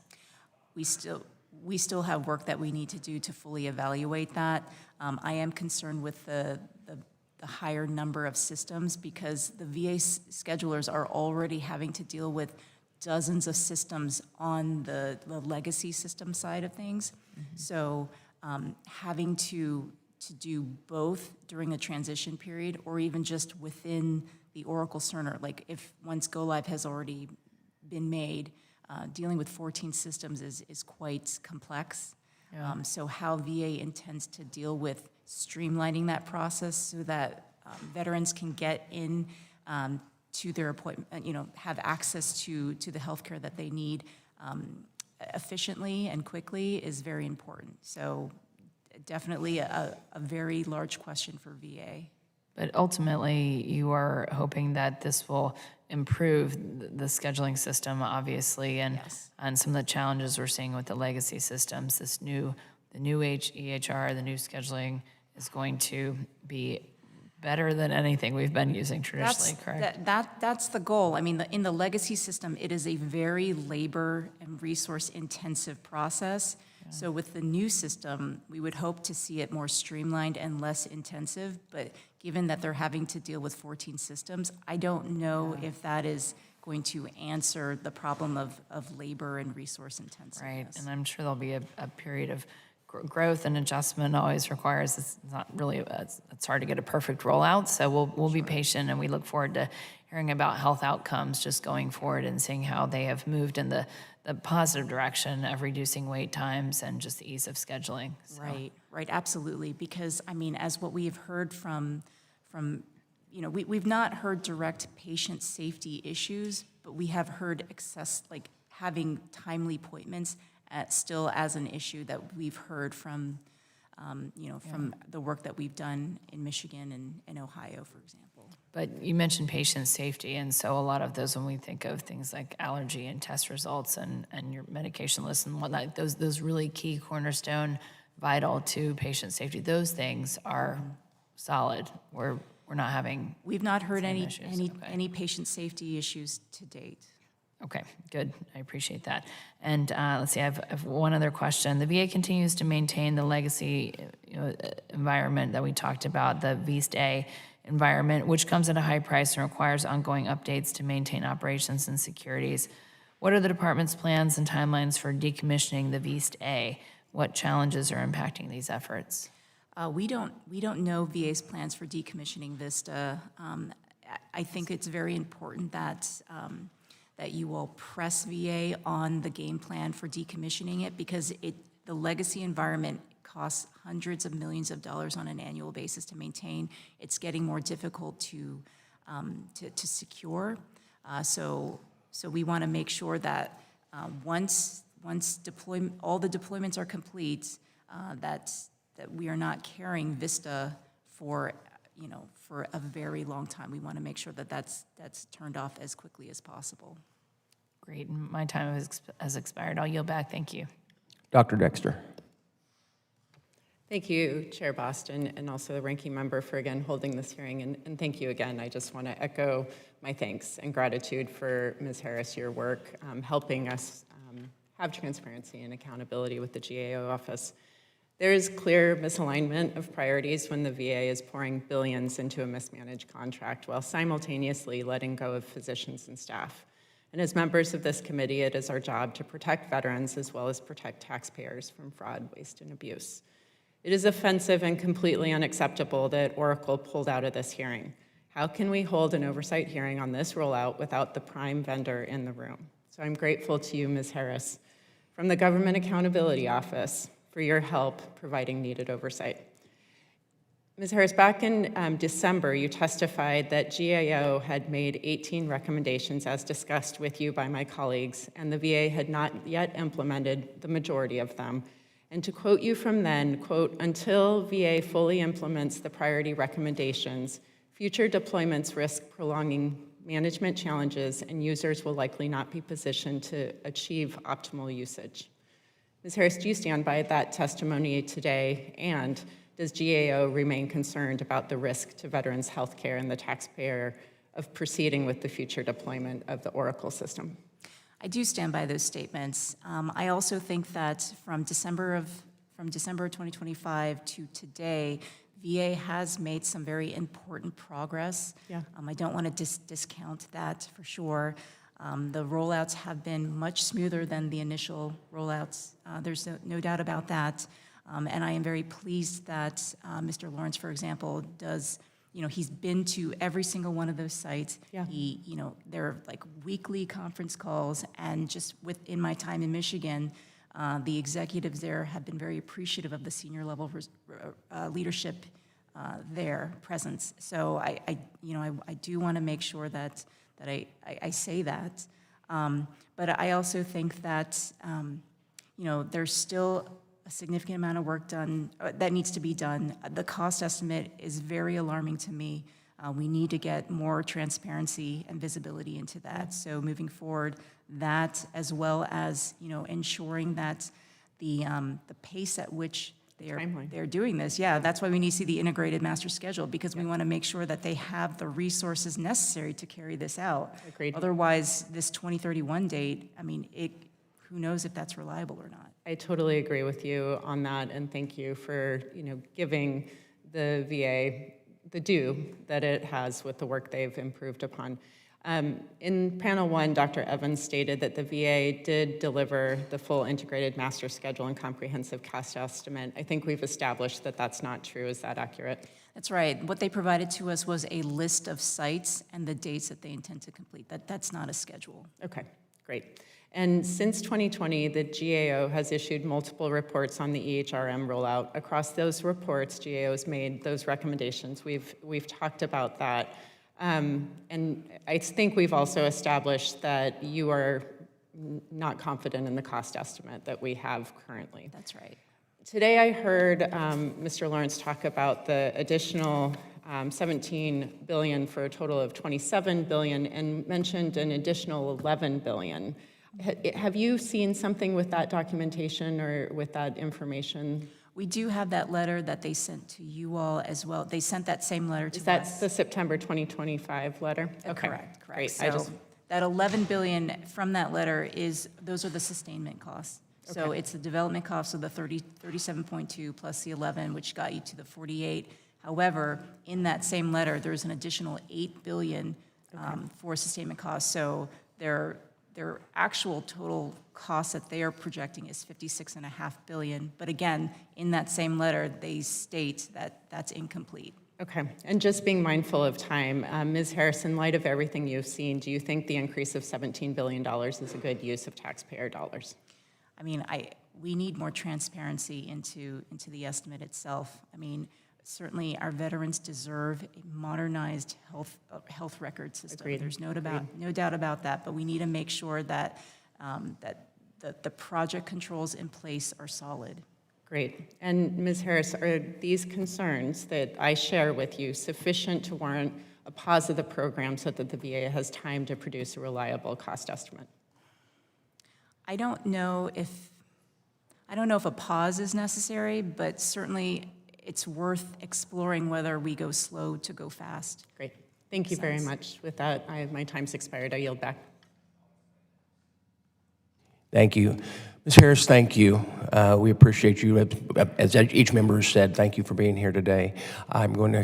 You're dismissed to go. We are going to, the committee is going to go into a short recess because as we have a motion, we were not intending to vote today. So we're still trying to figure out, are we going to bring out buttons? Are we going to go to the old system? And how do we do that? Along with talking with the minority to figure out where we're going to go with this. So if everybody can just stand by.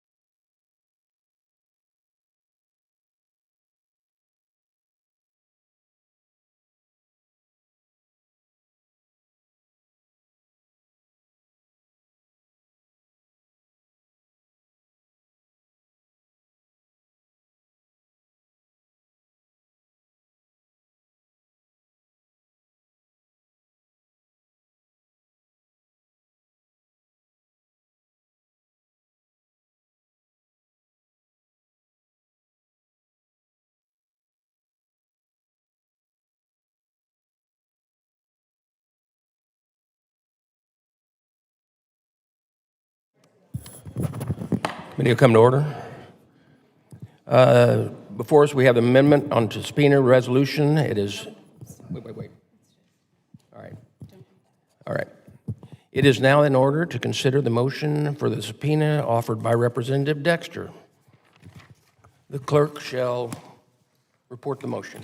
Motion to subpoena offered by Ms. Dexter of Oregon. I ask unanimous consent that further reading of the motion be dispensed with.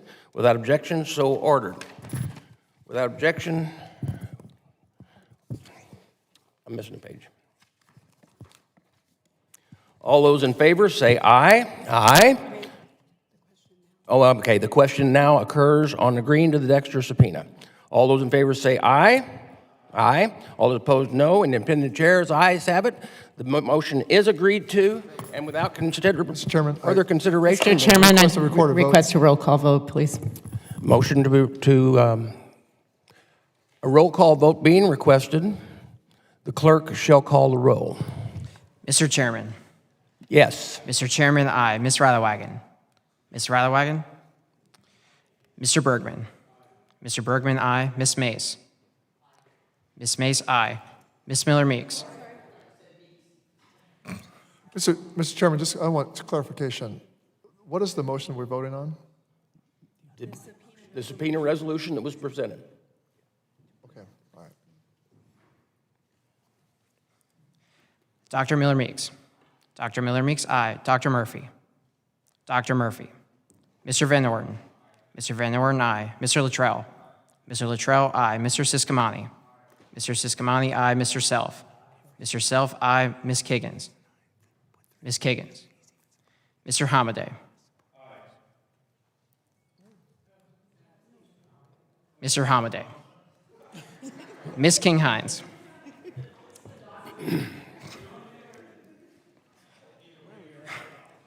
King-Hines. Ms. King-Hines. Mr. Barrett. Mr. Barrett, aye. Mr. Takano. Aye. Mr. Takano, aye. Ms. Brownlee. Ms. Brownlee, aye. Mr. Pappas. Mr. Pappas, aye. Mr. McGarvey. Mr. McGarvey, aye. Ms. Ramirez. Ms. Ramirez, aye. Ms. Bazinski.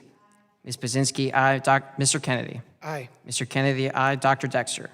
Dr. Dexter, aye. Dr. Conaway.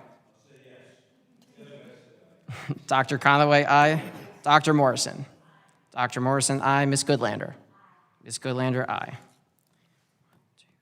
Clerk will report.